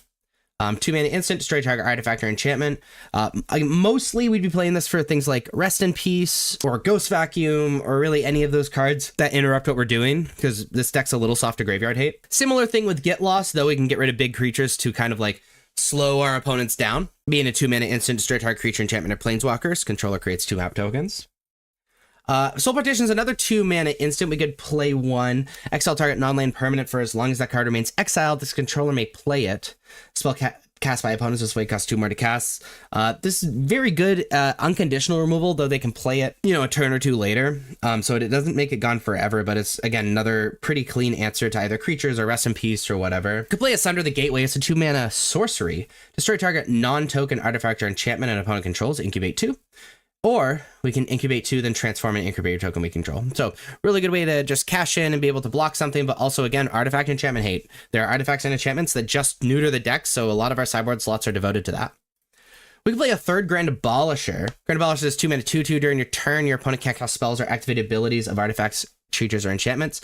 Really good against Ghost Vacuum effects and like unlicensed hearse and stuff. And very, very good against counter magic. Temporary Lockdown we already talked about. You could just play those on the sideboard. Day of Judgment is kind of like a temporary lockdown, right? 4 mana, destroy all creatures. Good against the aggressive decks and to make sure we're not under a ton of pressure. Minor Misstep, we could play 2 of. Is a 1 mana instant, counter target spell with mana value 1 or less. Good against Ghost Vacuum and very good against the aggressive decks. Spell Pierce, 1 mana instant, counter target non-creature spell unless controller pays 2. Again, good against those hate cards, a way to fight counter magic on the stack. We can play 2 Defabricate. It is a 2 mana instant. Choose 1 counter target artifact or enchantment spell. If a spell is countered this way, exile it instead of putting it to its owner's graveyard and counter target activated or triggered ability. So fulfilling the role of, choosing your artifact and enchantment hate suite is really important in this deck and is fulfilling that role as well. Negate would fulfill a similar role as Spell Pierce, 2 mana counter target non-creature spell. Costs 1 more mana, but it's just a straight up counter to stop all those hate cards. Unnerving Grasp, 3 mana, return up to 1 target non-land permanent to its owner's hand, Manifest Dread. Manifesting Dread is kind of cool because, we effectively get to select a card to mill, but also we can return problematic hate permanents the turn before we want to go off. We could play Adroit Mana's Stopgap, which is a 4 mana sorcery with Bargain. Spell costs 2 less cast of its Bargain, so it can cost 2. Return target non-land permanent to its owner's hand, draw a card. So effectively, really similar to Unnerving Grasp, though it could cost less. Notice most of these sideboard cards are just different ways to stop things like Rest in Peace and Ghost Vacuum. We play up to 3 Riptide Gearhulk. It is a 5 mana artifact creature. Double Strike Prowess, and when this creature enters, for each opponent, put up to 1 target non-land permanent that player controls into its owner's library, third from the top. Again, another way to go about it, but also acts as an alternate win condition against decks that are going to have a lot of hate pieces while also attacking those hate pieces, which is kind of fun. So you're going to be selecting, 10 of these cards? So you're going to be selecting 10 of these cards in the sideboard to add to your deck, 6 of these cards in the main deck, and then you have your very own but stock version of Blue-White Omniscience combo in Standard. So this is the Dimir Bounce Standard deck. These are the non-flex slots. So these 56 cards in the main deck and these 9 cards on the sideboard, you're pretty much bought into playing. Now, if you want to pause the video and take a look at this, please do. We're going to focus on the flex slots. So what 4 cards are you playing in the main deck and what 6 cards are you going to be playing in the sideboard to fill out this deck? So these are your options. You have 6 options for the main deck, really, and you have 11 options in the sideboard. So you could play to cut down, to beat these aggressive decks, a strike card creature with total power and toughness 5 or less. Really good against aggressive decks, really good against the Dimir and Esper decks and stuff like that. You can play the 4th Hopeless Nightmare. When it enters, each opponent discards a card and loses 2 life. And that's really the line of text that we care about because we are going to keep bouncing it to our hand. It's very good against decks that are going to go a little long with us. It allows us to sort of burn our opponent out while really attacking their hand. We could play Go for the Throat. Just unconditional removal against a lot of different things. And we could play Enduring Innocence 3 and 4. It's very good for the mid game when we've established a board presence with our creatures. It's a 4/3 with flash. Whenever a creature you control deals combat damage to a player, draw a card. And when it dies, it comes back as an enchantment. This allows you to draw a ton of cards if you've already established a board presence and really just leave your opponent in the dust. Not very good if you're already behind, though, so that's important to mention. So you're going to select 4 of these 6 cards to add to your main deck, and then we're going to look at the sideboard. you're going to be selecting 6 of these 11 cards for the sideboard. You could be playing 1 Get Out, which is counter target creature enchantment spell, or return 1 or 2 target creatures and enchantments you own to your hand. Both sides of this are very good. We would be siding this in for the counter target creature enchantment spell, really good against creature decks, especially big creature decks like the domain deck, which also happens to be really good against the enchantment side as well. But if we end up not having a target for it, using the second mode is really good because we're a self-bounce deck anyway. You can play the second Duress for decks with a lot of non-creature spells. You can play a Witch's Vanity, which is also really good against these like aggressive decks and bounce decks and things like that, where its first level is destroy target creature an opponent controls with mana value 2 or less. And that's the big one we actually care about because it's only 2 mana, and then we can keep bouncing it so we can have another removal on a stick similar to Nowhere to Run. We can play up to 3 Preacher of the Schism to lean into a little bit more this mid-range plan. Sometimes the self-bounce stuff is a little too cute against some decks, and we just have to bring out a lot of cards. And bringing in Preacher of the Schism is just a really, really solid card. It blocks really well. It's a 2/4 Death Touch. When it attacks, the player with the most life or tied for the most life, create a 1/1 white vampire creature token with lifelink. And when it attacks, when you have the most life or tied for the most life, you draw a card and lose 1 life. So it's just a really solid mid-range card, decent against the aggressive decks and stuff like that. I don't know why the number's not there. I apologize for that again, but you could play up to 2 Malicious Eclipse. It's a 3 mana sorcery. All creatures get -2/-2 till end of turn. If a creature an opponent control would die this turn, exile instead. Very good against the aggressive decks, especially like Convoke. You can play a second Shieldred. Punish people for drawing cards. Also really, really good blocker, being a 4/5 with Death Touch. And again, very good against aggressive decks or really any deck that doesn't have a ton of removal and is just a solid mid-range card similar to Preacher of the Schism. You can play the third Gix's Command. Let me double check that. Yeah, no, the second. You have the second Gix's Command in the sideboard. This again is for aggressive decks in its totality. You're going to be looking to destroy opponent's creatures and give a big creature of yours lifelink and just like pull way, way, way, way, way ahead. And then you can play Ghost Vacuum for Graveyard Hate. It's a 1 mana artifact. Tap to exile target card from a graveyard. You can pay 6 mana and tap it to put each creature card exile with Ghost Vacuum onto the battlefield under your control with a flying counter on it. Each of them is a 1/1 spirit in addition to its other types, and you can activate that only as a sorcery. Just really awesome Graveyard Hate with a little bit of upside and only 1 mana. So you're going to be selecting 6 of these 11 cards on the sideboard. You're going to be selecting 4 of these 6 cards for the main deck to add to your non-flex slots. And then you have your very own butt stock version of Dimir Bounce in Standard. So these are the non-flex slots in Jeskai Aggro. These are the cards you pretty much have to play when you're playing the deck. These 51 cards in the main deck and these 7 cards in the sideboard, which means there are 9 flex slots in the main deck and 8 flex slots in the sideboard. So what do we play in those slots? Well, these are the options for our flex slots. So of these 18 cards, you're going to select 9 for the main deck. And of these 18 cards in the sideboard, you're going to select 8. So let's talk about these cards. So you're going to select 3 of these lands. Any of these lands, they kind of depend on what list you look at. It's pretty feels random depending on what land is selected. Really, you want to be playing your colors or be cutting one of these 3 colored lands for a Mirex. Mirex being able to pay 3 mana to create a 1/1 colorless Phyrexian Might artifact creature token with Toxic 1. The big thing here is that it's an artifact, so it can be the target of Gleeful Demolition, but also it's just another creature, and it can fix mana the turn Mirex comes on the battlefield. I'm not sure if it's totally worth it cutting one of these colored lands, but it totally could be, depending on what you want to cut. I don't think it really matters. Seachrome Coast notably doesn't enter untapped after turn 3, assuming you hit all your land drops. So I'm not sure why decks would cut that, especially since it's unconditional in early turns, and with aggressive decks being so good right now. But those are the 3 options to cut. So that leaves 6 more cards as far as flex slots go in the main deck. You could pick 2 Clockwork Percussionists as a 1 mana 1/1 with haste. It's an artifact, notably. When Clockwork Percussionist dies, exile the top card of your library. You may play it till the end of your next turn. This card's pretty good because it allows you to dig deeper after you Gleeful Demolition. It also can apply a little bit of pressure the turn it comes out, and it's hard to block because you get to dig deeper when it dies. You can play 2 Torch the Tower if you're really worried about the aggressive decks. Just additional removal isn't that bad. Torch the Tower just also happens to be decent against decks that are looking to block us, like Golgari, for example. Case of the Gateway Express, we could play the 4th case. This is just mostly removal. When it enters the battlefield, choose target creature you don't control. Each creature you control deals 1 damage to that creature. And then we can solve it if we attack with 3 or more creatures this turn. And when it's solved, creatures you control get +1/+0 till end of turn. This is really good because it's removal on one side and then it pumps our creatures on the other, which is exactly what this deck is attempting to do, which is why we're already playing 3 as far as non-flex slots go. We're playing 1 Sheltered by Ghosts already, but we could play up to an entire playset. Sheltered by Ghosts is a 2-mana enchantment aura. You can enchant a creature you control. When Sheltered by Ghosts enters, exile target non-land permanent an opponent controls until Sheltered by Ghosts leaves the battlefield. So it's an O-ring effect, essentially, for creatures. Enchant a creature gets +1/+0, has lifelink, and ward 2. This is very, very good against the aggressive decks, mostly for like the lifelink and also getting rid of one of their creatures and then having to point a burn spell at this creature and pay extra mana to get rid of it. But generally good against decks that are playing a lot of creatures, maybe not have a lot of removal for us, but really we want it for the aggressive decks. War Leader's Call we could play as a 2 of. It's a 3-mana anthem that says whenever a creature you control enters, War Leader's Call deals 1 damage to each opponent. It's just really solid. I think the reason this is getting cut from a lot of decks is that it doesn't do anything on its own, but when War Leader's Call is good, it is absolutely excellent and can give you some reach after you've stopped attacking. We could play 2 Painter Studio Defaced Gallery. Painter Studio is a 3-mana room or door.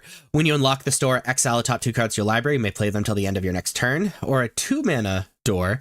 Whenever you attacking creatures you control get +1/+0 till end of turn. So it's effectively an anthem for 2 mana on one side, and on the other side we can dig deeper. The issue is, again, it doesn't do too much totally on its own. It doesn't remove, it isn't a threat in and of itself. It's just an anthem effect and a dig effect. And then we can play 2 Mockingbird. Is a 1 blue and X is a 1/1 bird bard with flying. You may have Mockingbird enter as a copy of any creature on the battlefield with mana value less than or equal to the amount of mana spent to cast Mockingbird, except it's a bird in addition to its other type, and it has flying. This is good because you can copy things that have enter the battlefield effects that are very good. So I'm thinking mostly Imidane's Recruiter, but copying something like Resolute Reinforcements to get multiple creatures to then convoke more or whatever is also very, very solid. So you're going to be selecting 3 of these 4 lands and then 6 of these other cards to join the non-flex slots in the main deck. As far as the sideboard goes, we have 8 slots. We could pick 2 Get Lost just as a pretty unconditional removal. Creature Enchantment Planeswalker at instant speed. We don't really care that they get map tokens because we're the aggressive deck. We could play Rest in Peace for Graveyard Hate. When Rest in Peace enters, exile all graveyards. If a card or token would be put into a graveyard from anywhere, exile it instead. We've already talked about Sheltered by Ghosts, but really it's for the aggressive decks, and you should probably be playing the playset in the 75, whether it be between the main deck or the sideboard. 2 Split Up. Split Up is pretty good, especially against the other aggressive decks or other convoke decks, because if they're attacking, their creatures are going to be tapped. You untap and then play Split Up and say tapped creatures. It can very often be a one-sided board wipe. Disdainful Stroke for non-split up board wipes and like the Overlords and stuff. Protect Negotiators, mostly for board wipes. People are leaning more towards Protect Negotiators because Split Up is very good against us specifically, because we're going to be convoking and attacking as much as possible, and we tap our creatures at sorcery speed. So having Protect the Negotiators to protect our creatures is super important. Lithomantic Barrage for problematic creatures, or I guess planeswalkers that are white or blue. Torture Tower we've already talked about, mostly for aggressive decks or really decks that are looking to block with toughness 2 or 3. And then 2 Obliterating Bolt. Obliterating Bolt deals 4 damage to target creature or planeswalker. If that creature or planeswalker would die this turn, exile it instead. Just a 2-mana card, get more things out of the way. Particularly good against Overlords and things like Zur and stuff too. But you're going to select 8 of these cards to join our non-flex slots in the sideboard. And then once you have taken 9 of these 18 main deck flex slots and 8 of these 18 sideboard flex slots, you have created your very own but stock version of Jeskai Convoke. Now, if you're playing Boros Mice, you're pretty much bought into playing these cards. As you can see, the deck isn't that figured out. You really only have 48 non-flex slots in the main deck and only 3 non-flex slots in the sideboard. If you want to look at the cards you pretty much have to play, please pause this video so you can check that out. But we're going to focus on the flex slots. So these are the flex slots in this deck. You're going to be picking 12 of these 26 cards for the main deck, and actually 12 of these 18 cards for the sideboard. So let's talk about them. You could play up to 4 Cheeky House Mouse. It is a adventure card where one side is squeaked by. Target creature you control gets +1/+1 till end of turn. It can't be blocked by creatures power 3 or greater this turn. And on his creature side is a 2/1 for 1. This is a very, very aggressive card if you want to lean even farther into that and into the mouse combos that exist with the deck. We play Shard Mage's Rescue 3 and 4.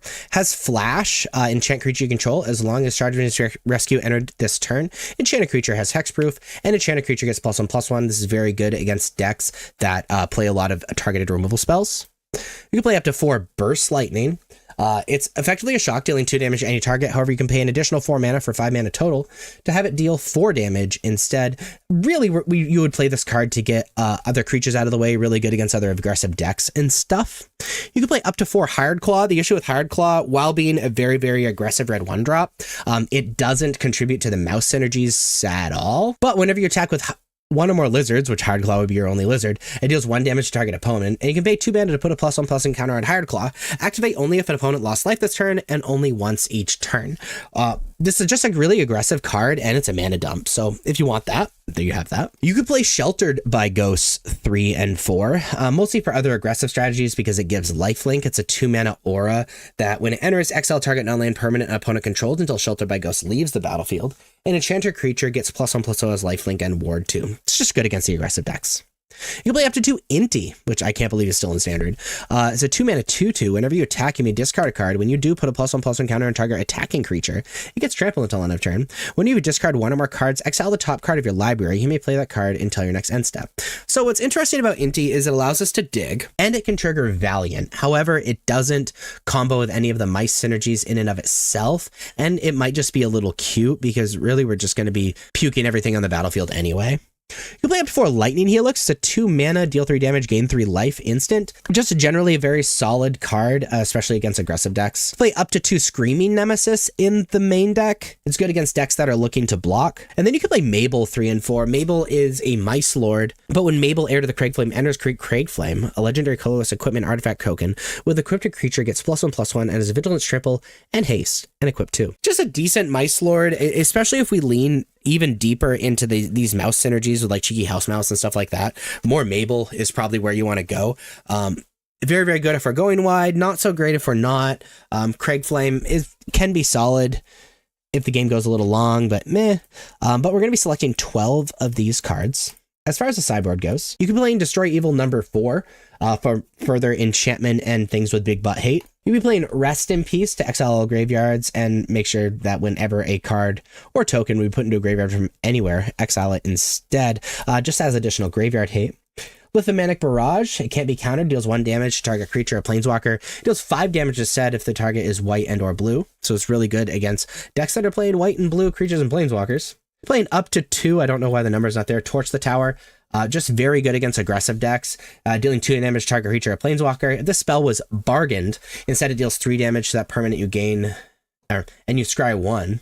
And then if a permanent was dealt damage by Torch Tower or die this turn, exile it instead. Really good against the enduring cards, really good against aggressive decks, particularly good against Heartfire Hero, because it'll get exiled instead of dealing damage to you. Again, Screaming Nemesis, we already talked about. You could play up to 2 in the sideboard, really good against decks that are looking to block. Same thing with Witchstalker Frenzy, actually. It's a 4 mana instant, costs 1 less for each creature that's attacking this turn. We go very wide in this deck, and deals 5 damage to target creature. Again, very good against decks that are looking to block, especially like Shieldreds and stuff, or like Preacher of the Schisms or whatever. Play up to 3 Sunspine Links. Players can't gain life, damage can't be prevented, and when Sunspine Links enters, it deals damage to each player equal to the number of non-basic lands that player controls. Very good against decks that are aggressive with their mana, like Esper Bounce or Domain or things like that. And then Ghost Vacuum as graveyard hate as well. 1 mana artifact, you can tap it to exile target card from a graveyard. So Ghost Vacuum, 1 mana artifact, we can tap it to exile target card from a graveyard.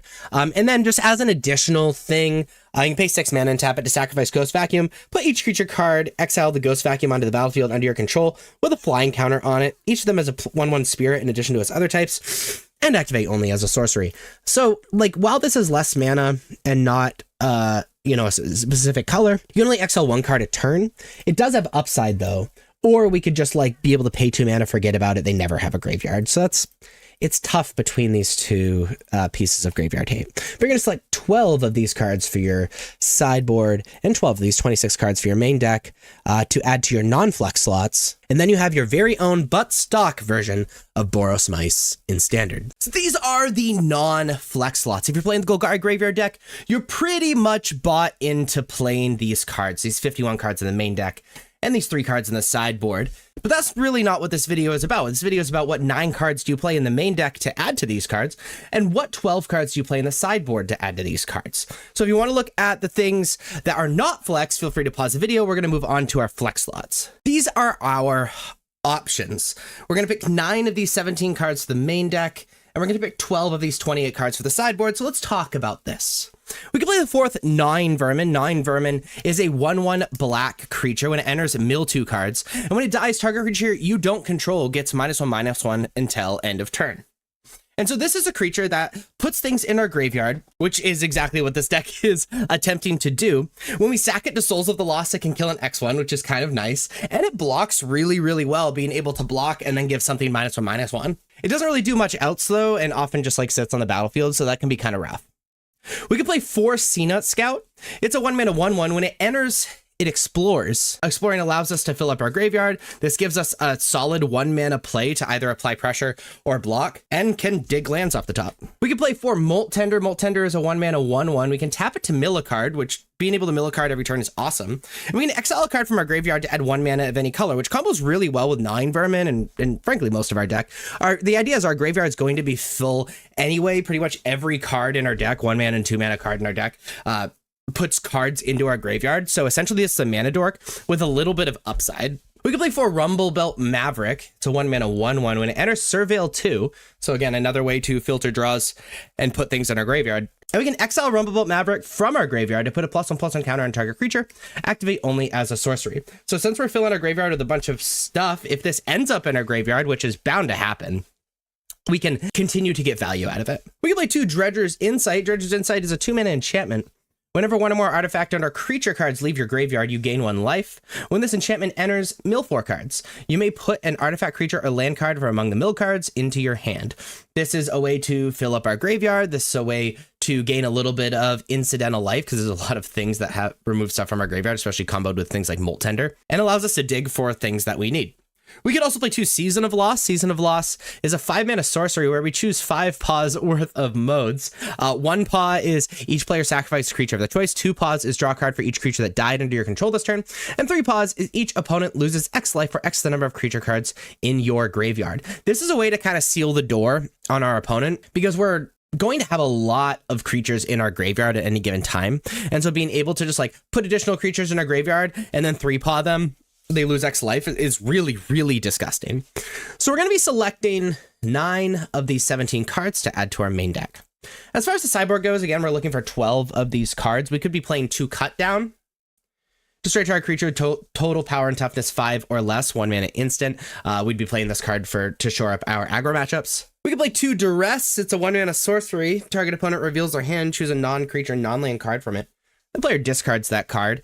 This is great against domain and blue-white control. We could play 3 Malicious Eclipse. It's a 3-mana sorcery. All creatures get -2/-2 until end of turn. If a creature an opponent controls would die this turn, exile it instead. Really good against aggressive decks and Convoke and stuff like that. Also, the exile is really relevant against like Enduring Innocence and Heartfire Hero. We play a Leyline of the Void. Leyline of the Void is decent graveyard hate. If it's in our opening hand, we can start with it on the battlefield, and if a card we put into opponent's graveyard from anywhere, exile it instead. Just really good graveyard hate that we don't have to invest mana in. We could be playing a Starving Revenant. It's a 4-mana 4/4. When Starving Revenant enters, Surveil 2, then for each card you put on top of your library, you draw a card and lose 3 life. So this is a way to not only fill up our graveyard, but also like dig. We want this against decks that our life total doesn't really matter and go very, very slow against us, where card advantage is super important. It has Descend 8. Whenever you draw a card, if there are 8 or more permanent cards in your graveyard, target opponent loses 1 life, you gain 1 life, which makes it kind of a must answer. We could be playing 3 Terror Tide.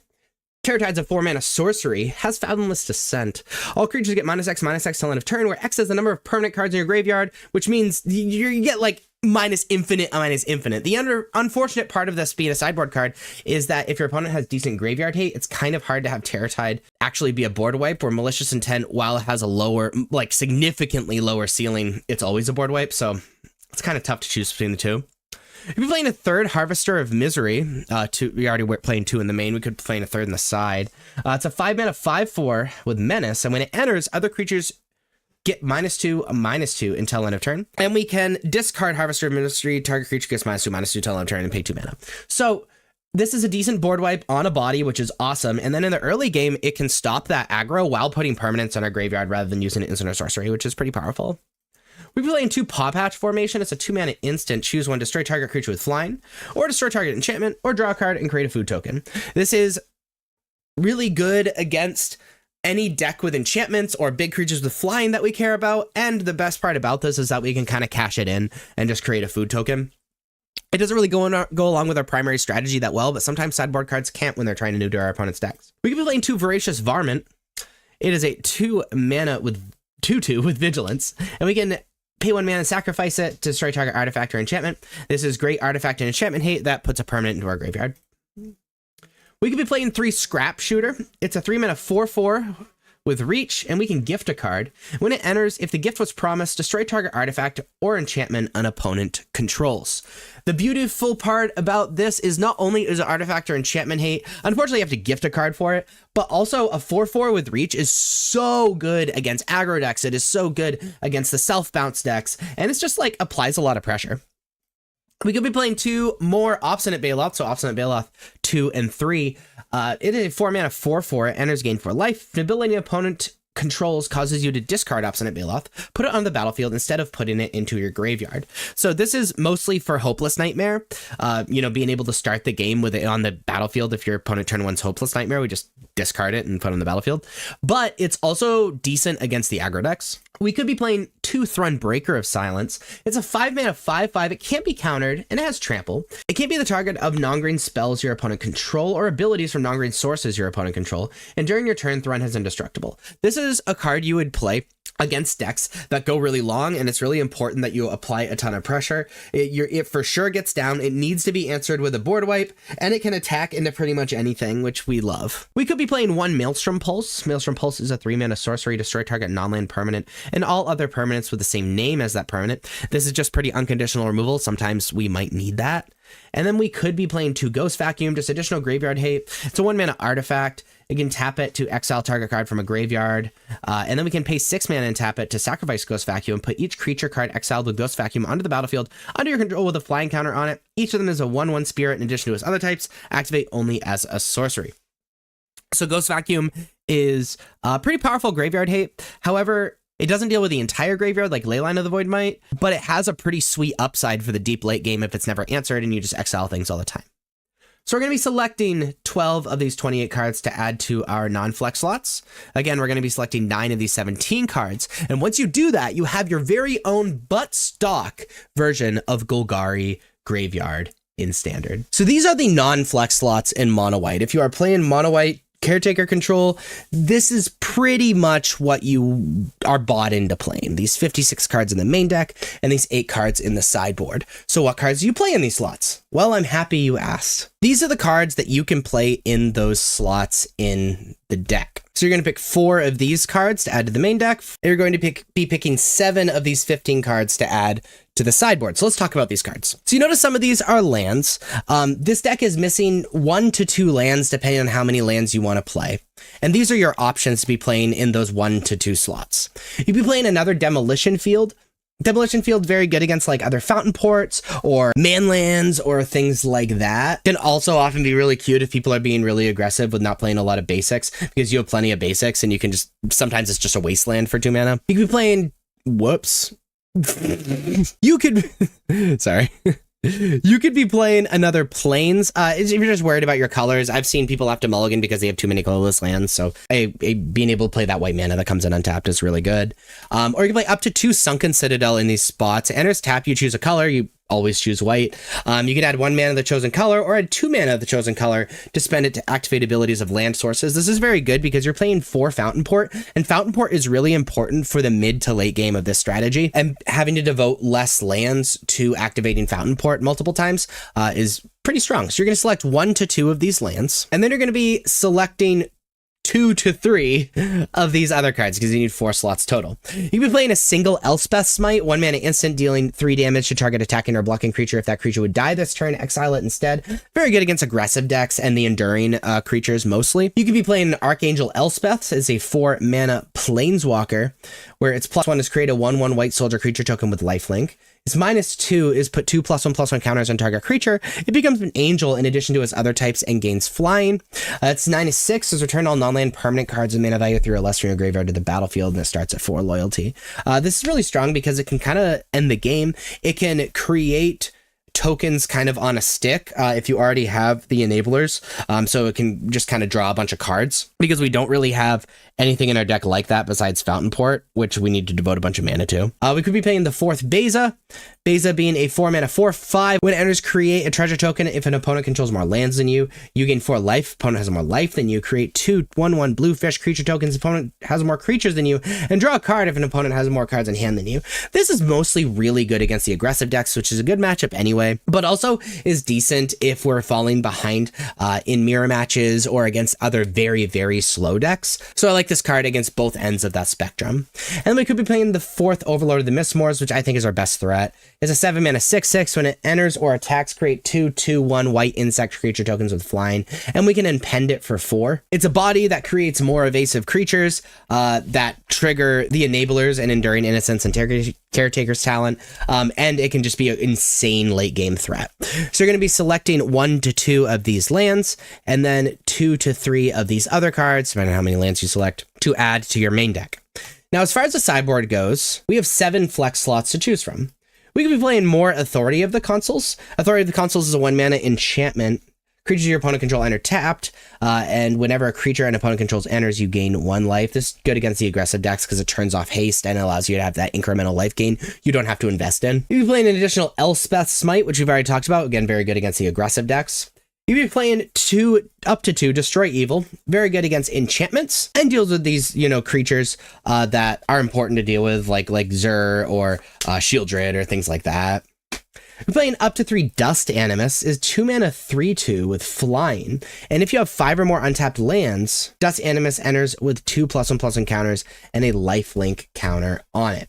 So very good against aggressive decks, mostly. Because we plotted on 2, and then on turn 3, it's a 4/5 with flying and lifelink, which is kind of ridiculous. We can play 2 Exercise in these slots.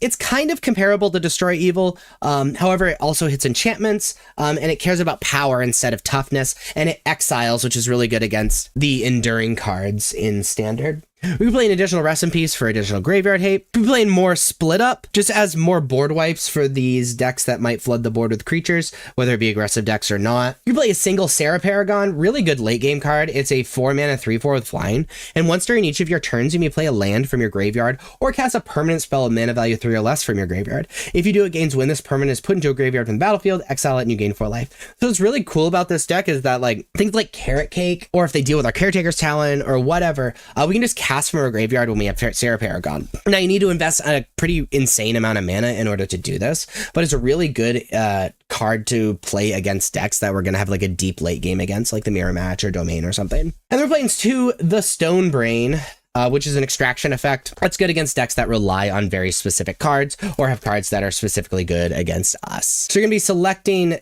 7 of these 15 cards to add to your sideboard, and then you have your very own but stock mono white Caretaker control deck. So these are the non-flex slots in Azorius Convoke. These are the cards that you're pretty much bought into playing if you're playing this archetype. It's these 52 cards in the main deck and these 8 cards in the sideboard. You should pause the video and check it out if you need to, but really this is about how do we fill these 8 slots in the main deck and how do we fill these 7 slots in the sideboard? Well, these are our options. These 18 cards for the main deck and these 16 cards for the sideboard. Let's talk about them. First off, we need to add one more land. Our options are an additional plains, a restless anchorage, or a soulstone sanctuary. The additional plains is great because it's untapped mana, and white mana is our primary mana source. Restless anchorage is a manland, and it provides blue and white. However, it enters tapped, which can be kind of problematic since this is an aggro deck. Soulstone sanctuary enters untapped and is a manland, but it's colorless. So what are you looking for, right? Like, are you looking for better colors? You're looking for faster mana? Are you looking for, you don't care about your colors, you just want fast mana and a manland? It's a lot to think about, but you're going to pick one of these. You can play up to 2 Shard Mage's Rescue. Shard Mage's Rescue is a 1 mana flash enchantment that when it enters, the creature has hexproof for the rest of the turn.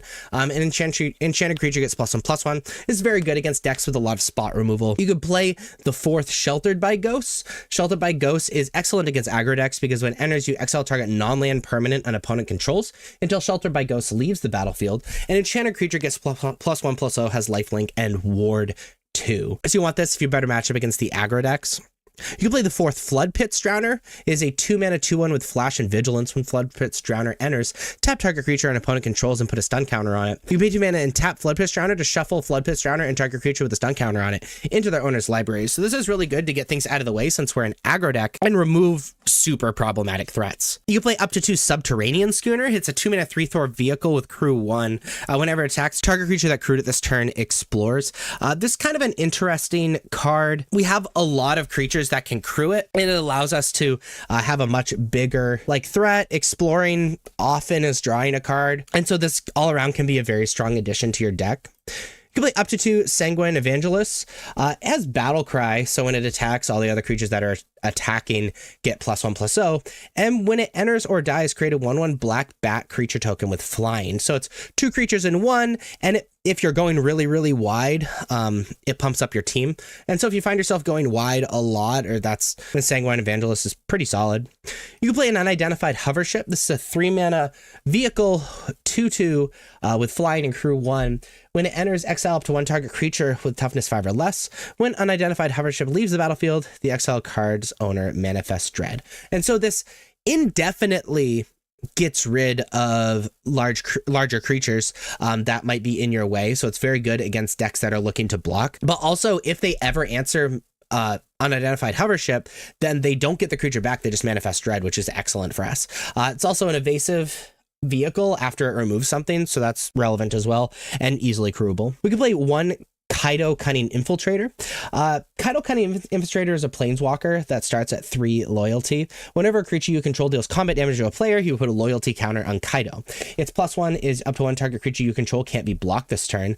Draw a card, then discard a card. This is very good in a deck with cards like Regal Bunnicorn that end up absolutely massive, so that's relevant.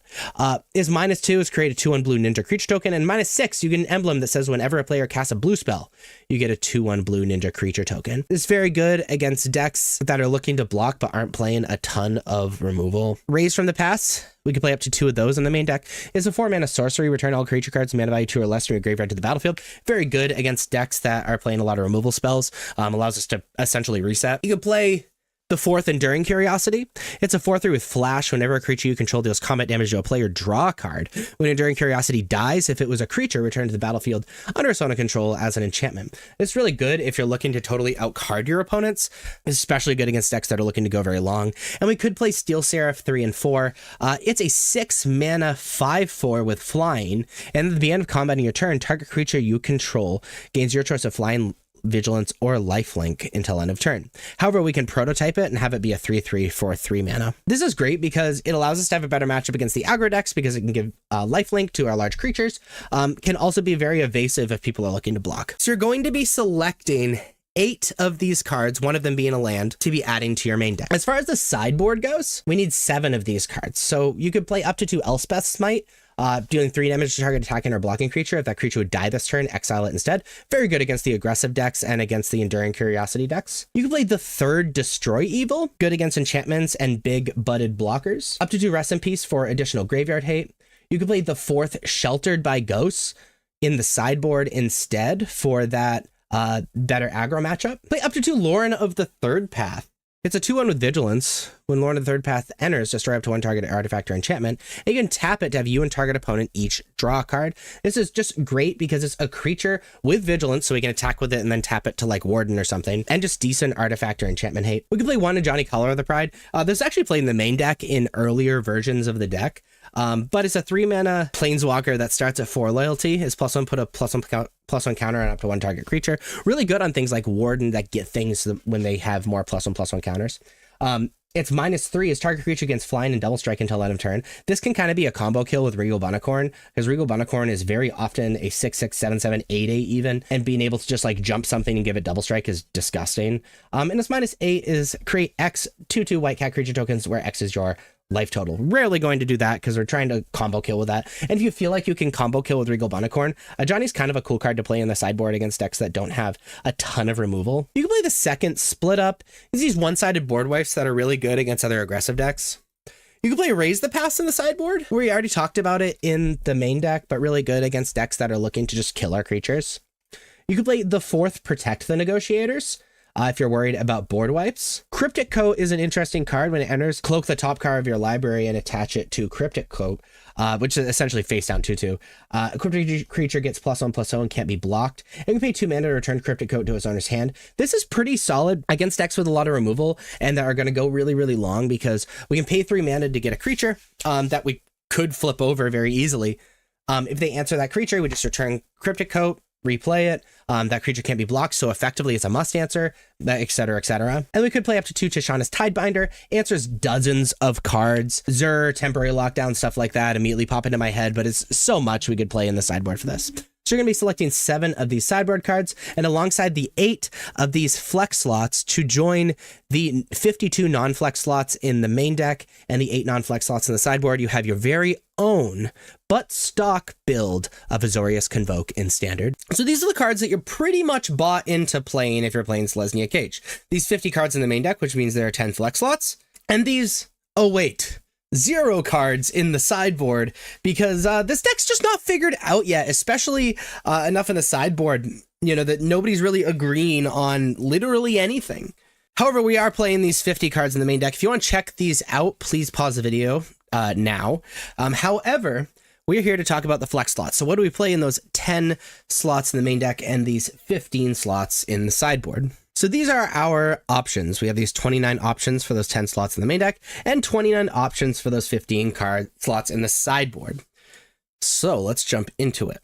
And in order to understand these first two, we first need to look at a different innovation as Aether Drift has come out. So some versions are now playing less Will-Leaf Liege and are playing 4 Bright Glass Gear Hulk. So that is an option. It's a 4/4/4 with first strike and trample. When it enters, you can search your library for up to 2 artifact, creature, and or enchantment cards with mana value 1 or less, reveal them, put them into your hand, then shuffle. So this is, it gives us the ability to not only get it off of Cage, but when it enters, we get to sort of search our deck for something to apply more pressure, or really allowing us to kind of toolbox our deck. And so as far as options for that toolbox that aren't already non-flex slots, we have Haywire Might. Haywire Might is a 1 mana artifact creature 1/1. When it dies, we gain 2 life, and we can pay 1 green mana to sacrifice Haywire Might, exile target non-creature artifact or non-creature enchantment. This is a great toolbox option if we don't want to grab one of our normal 1-drops off of Bright Glass Gear Hulk, and great main deck artifact or enchantment hate if we want it. We also have the option of Dust Rose Reliquary. So it's a 1 mana artifact. At additional cost to cast the spell, sacrifice an artifact or creature is no problem in this deck. And as Ward 2, when Dust Rose Reliquary enters, exile target artifact or creature an opponent controls until Dust Rose Reliquary leaves the battlefield. So this isn't the best O-Ring effect in the world. However, it's tutorable off of Bright Glass Gear Hulk. So playing it as a 1-of, it's kind of cool. We can play up to 2 Get Lost. 2 mana instant, destroy target creature, enchantment, or planeswalker. Its controller creates 2 map tokens, just gets rid of things with big butts. We can play a 3rd Sheltered by Ghost in the main deck. It's a 2 mana aura. Enchanted creature gets +1/+0, has lifelink and ward, and when it enters, and exile target non-land permanent and opponent controls until Sheltered by Ghost leaves the battlefield. So we'll mostly be playing this for the aggressive decks. It's an O-Ring effect, get something out of the way, gain a bunch of life, and then the aggressive your opponent can never catch up. We could play up to 2 Bramble Familiar. It is a 2-mana 2/2. We can tap it to add a green, and we can tap and sacrifice it and discard a card to return Bramble Familiar to its owner's hand. And its adventure side is Fetch Quest, where it's a 7-mana sorcery, mill 7 cards, then put a creature, enchantment, or land card from among the mill cards onto the battlefield. It's just a decent card. Our deck has become a little bit more mana intensive, and so having that 2-mana mana dork is pretty nice.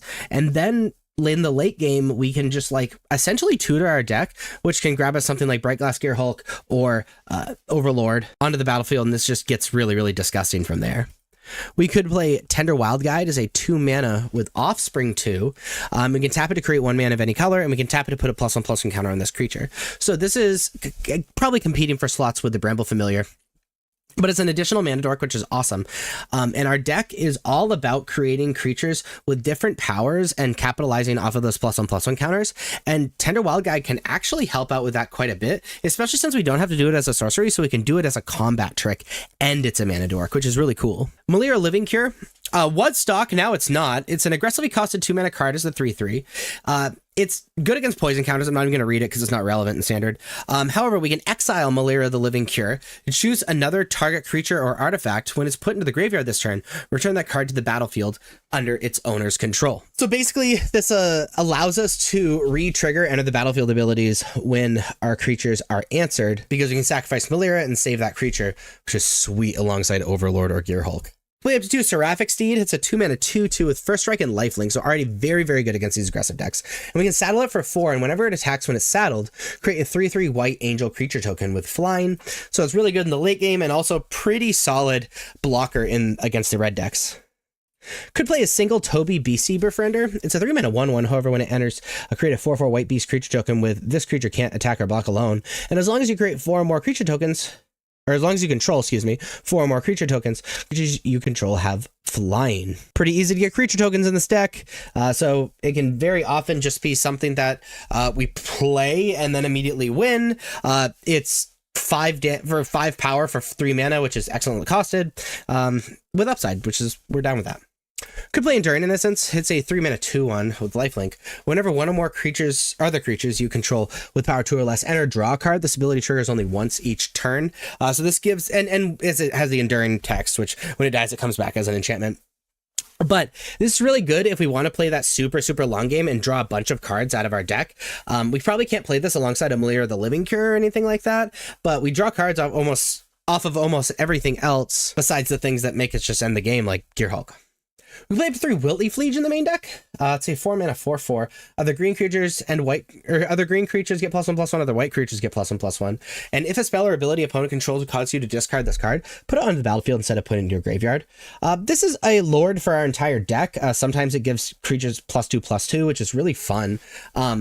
So we love that. It's just like a decent creature in and of itself. However, a lot of the bounce decks are playing Hopeless Nightmare, and we can start the game with this on the battlefield if they go turn 1 Hopeless Nightmare, which is really, really sweet. Where I talked about Bright Glass Gear Hulk, so Virtue of Loyalty is a 5-mana enchantment. At the beginning of your end step, put a +1/+1 counter on each creature you control. So really good if we're going live. We get to pump them up to maybe attack through the blockers that we need to attack through. And it's a 2-mana 2/2 with Vigilance on its adventure side. So it's good in the early game and girl in the late game. We love cards like that in our Selesnya aggro deck. So you're going to be selecting 10 of these 29 cards to add to your main deck. And let's look at the sideboard. So we're going to be selecting 15 cards. We do not have anything in our sideboard yet. Elspeth's Smite is a 1-mana instant, deals 3 damage to target attacking or blocking creature. If a creature would die this turn, exile it instead. The reason this card is good is because it's good against the aggro decks. It makes Heartfire Hero go away without doing damage to you, good against the enduring cards, etc., etc. Destroy Evil is a 2-mana instant, destroy target creature toughness 4 or greater, or destroy target enchantment. Really good against decks that are playing problematic enchantments, even better against big-butted blockers we're having a hard time attacking through, like Shield Raid or something. Invasion of Gobekon is a 2-mana siege. When it enters, look at target opponent's hand. You may exile a non-land card from it for as long as that card remains exiled. Its owner may play it. The spell cast this way costs 2 more to cast. So this deck is really weak to board wipes, and so being able to delay those board wipes is super important. However, the Light Shield Array on the other side is good for this deck as well, where it's an enchantment that says at the beginning of your end step, remember you get this if you defeat the siege, which starts at 3, put a +1/+1 counter on each creature that attacked this turn. So it allows us to get pumped up, kind of like the Wiltleaf Liege. And you can sacrifice Light Shield Array to have creatures you control gain hexproof and indestructible until end of turn. So it can stop most board wipes, not Sunfall, but pretty much every other board wipe, which is very, very powerful. Playing 2 Rest in Peace for Graveyard Hate. When it enters exile graveyards, and anything that would go to a graveyard is exiled instead. We're playing 2 Kootseal's Flanker. It's a 3 mana 3/1 with flash, and when it enters, we get to choose one. Put a +1/+1 counter on Kootseal's Flanker for each creature that left the battlefield under your control this turn, or you gain life and scry 2, or you can exile target player's graveyard. So it's instant speed Graveyard Hate, allows us to have a blocker, select our card draw, and gain life, and can follow up after a board wipe sometime. Really good all-around card, not really targeting anything specifically, though. We could be playing 4 Aven Interrupter. This is a 3 mana 2/2 flash and flying. When it enters exile target spell, it becomes plotted. Spells your opponent casts from graveyards or exile cost 2 mana cast. Really good against combo decks. Even better alongside Invasion of Gobekhan to stop board wipes. Play up to 2 Split Up. It's effectively a one-sided board wipe. It's a 3 mana sorcery. Choose one, destroy all tap creatures or destroy all untap creatures. Very, very, very good against fast decks that we're attempting to race with. Paw Patch Formation is a 2 mana instant. Choose one, destroy target creature with flying, destroy card enchantment, or draw a card, create a food token. Mostly be playing this against the enchantment decks. We could play 3 Obstinate Baloth in the sideboard. It kind of fulfills a similar role as Wiltleaf Liege. It's really for the Hopeless Nightmare decks and applying a ton of pressure to these Hopeless Nightmare decks. However, while Wiltleaf Liege works with your primary game plan, allows you to pump up your troops, Obstinate Baloth gains 4 life when it enters the battlefield, which makes it so you can side it in against the aggressive decks, and it's totally fine as well. We could play 1 Thrun, Breaker of Silence. It is a 5 mana legendary creature, 5/5. It can't be countered, has trample, and it can't be the target of non-green spells your opponent control or abilities from non-green sources your opponent control. And during your turn, Thrun has indestructible, which means you can keep attacking with it. Really good against the hyper slow decks. It's just really hard for them to answer. Nissa is too. Nissa is a 7 mana with 2 Phyrexian mana Planeswalker that is completed, which means you can Phyrexian mana, where you can pay life or pay the green. If you paid life, it comes in with less loyalty. Its +1/+1 is create is X green Phyrexian horror creature token, where X is Nissa Ascended Animus loyalty. Its -1 is destroy target artifact or enchantment, and it's -7 until end of turn creatures you control get +1/+1 for each force you control and gain trample. So this card is super good against decks that we would either like to be destroying artifacts or enchantments that aren't super aggressive decks, or just slow decks because it can provide a threat. We could be playing those 3 Wiltleaf Liege in the sideboard. I've already talked about why it's good, but you could be playing that in the sideboard, especially if you're playing the Bright Glass Gearhulk version in the main deck. And a single Ghost Vacuum, additional Graveyard Hate. It's a 1 mana artifact, SL target card from a graveyard. And we can also pay 6 mana and tap it and sacrifice Ghost Vacuum to put each creature card exiled with Ghost Vacuum onto the battlefield under your control. There are 1/1 in addition. There are other types activate only as a sorcery. So this is not as good Graveyard Hate as Rest in Peace. However, it is Graveyard Hate, and it has upside if the game goes hyper long. So you're going to be picking 15 of these 29 cards. You're going to be picking 10 of these 29 cards for the main deck.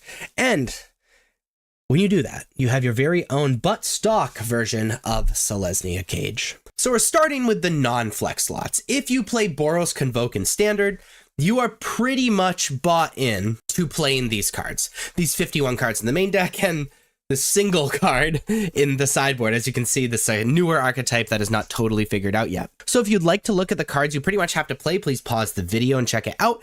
This video is about the flex slots, so let's talk about those. So you're going to be selecting 9 of these 17 cards to play in the main deck and 14 of these 30 cards to play in the sideboard.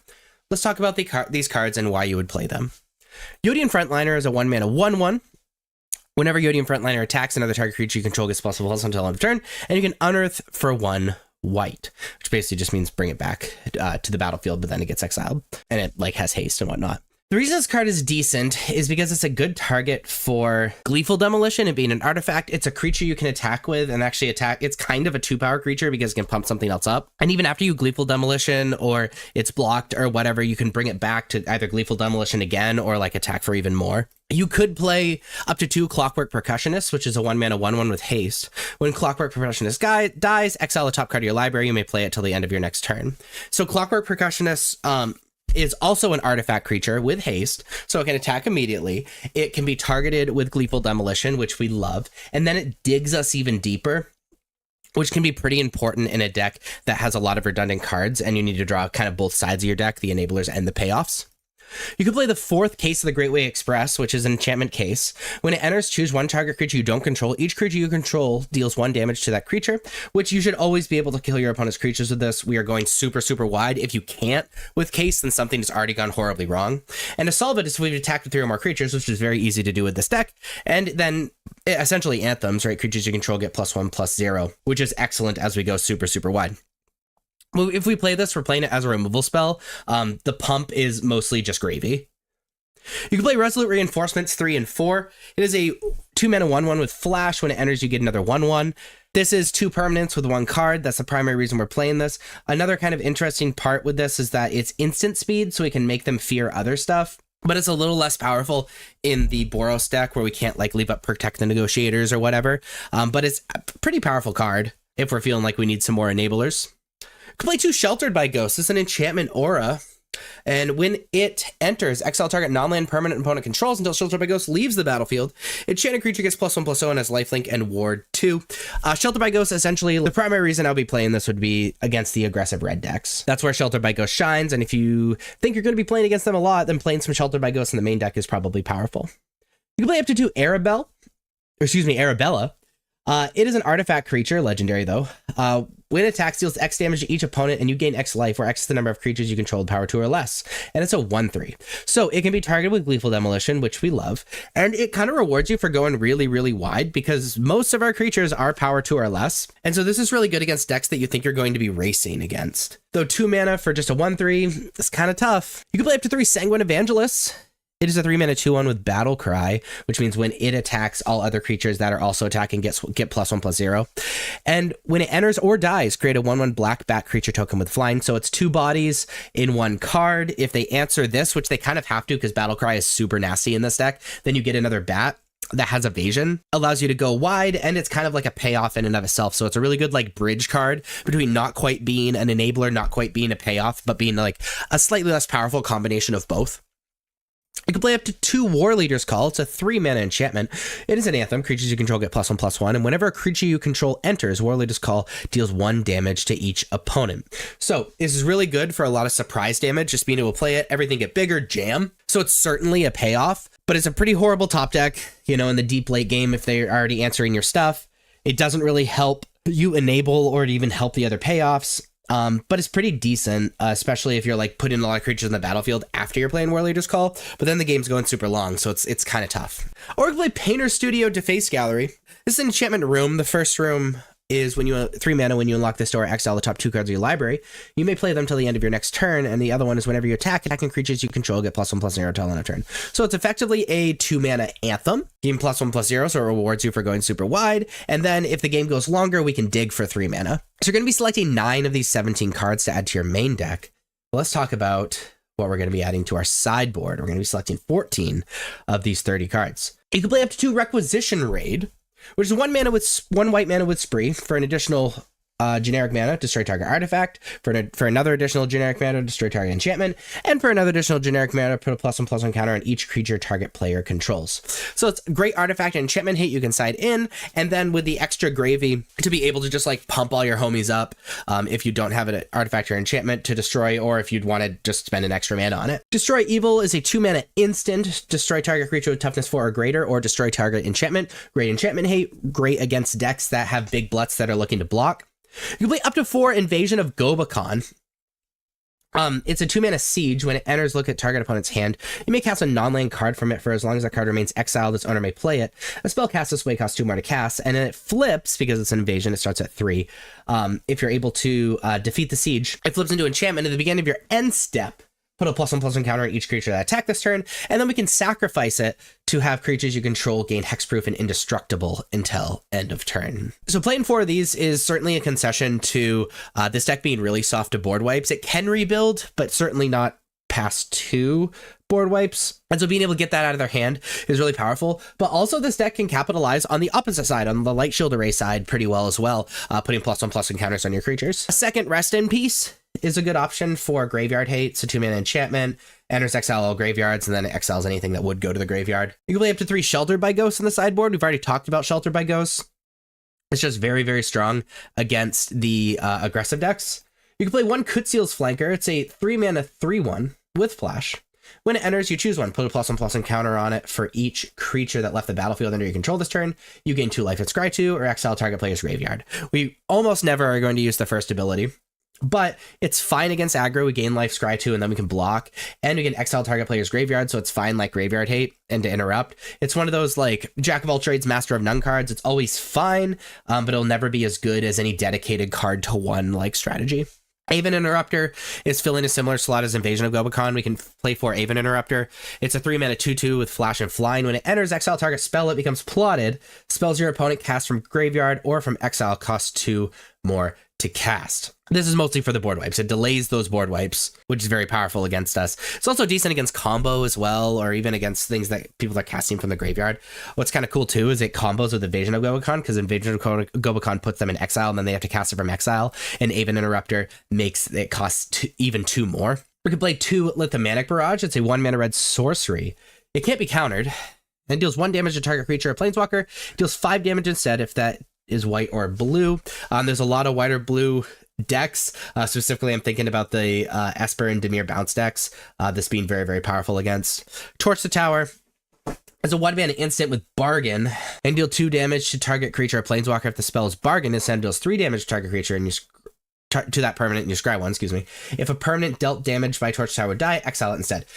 Mostly we would be playing this card against the aggressive decks. It can be fine against the bounce decks and whatever, but this is very good against the aggressive decks. It's cheap removal. It removes most of their creatures, and it makes it so Heartfire Hero doesn't deal damage to you when he dies. We can play 2 Urbras Forge. It's a 3-mana artifact. Being a combat in your turn, put an oil counter on Urbras Forge. Then create a X1 red Phyrexian horror creature token with trample and haste, where X is the number of oil counters on Urbras Forge. Sacrifice that token at the beginning of the next end step. This is very good against decks that are going really long. I think one big issue with this card, though, and the reason it's slowly falling out of favor rather than just being an auto-include, is that most of the decks that are going really long, like Blue-White Control or the Domain Zur decks or anything like that, are playing Authority of the Consuls in the sideboard, and if your opponent has an Authority of the Consuls, then Urbras Forge just reads your opponent gains 1 life every turn, which we don't love.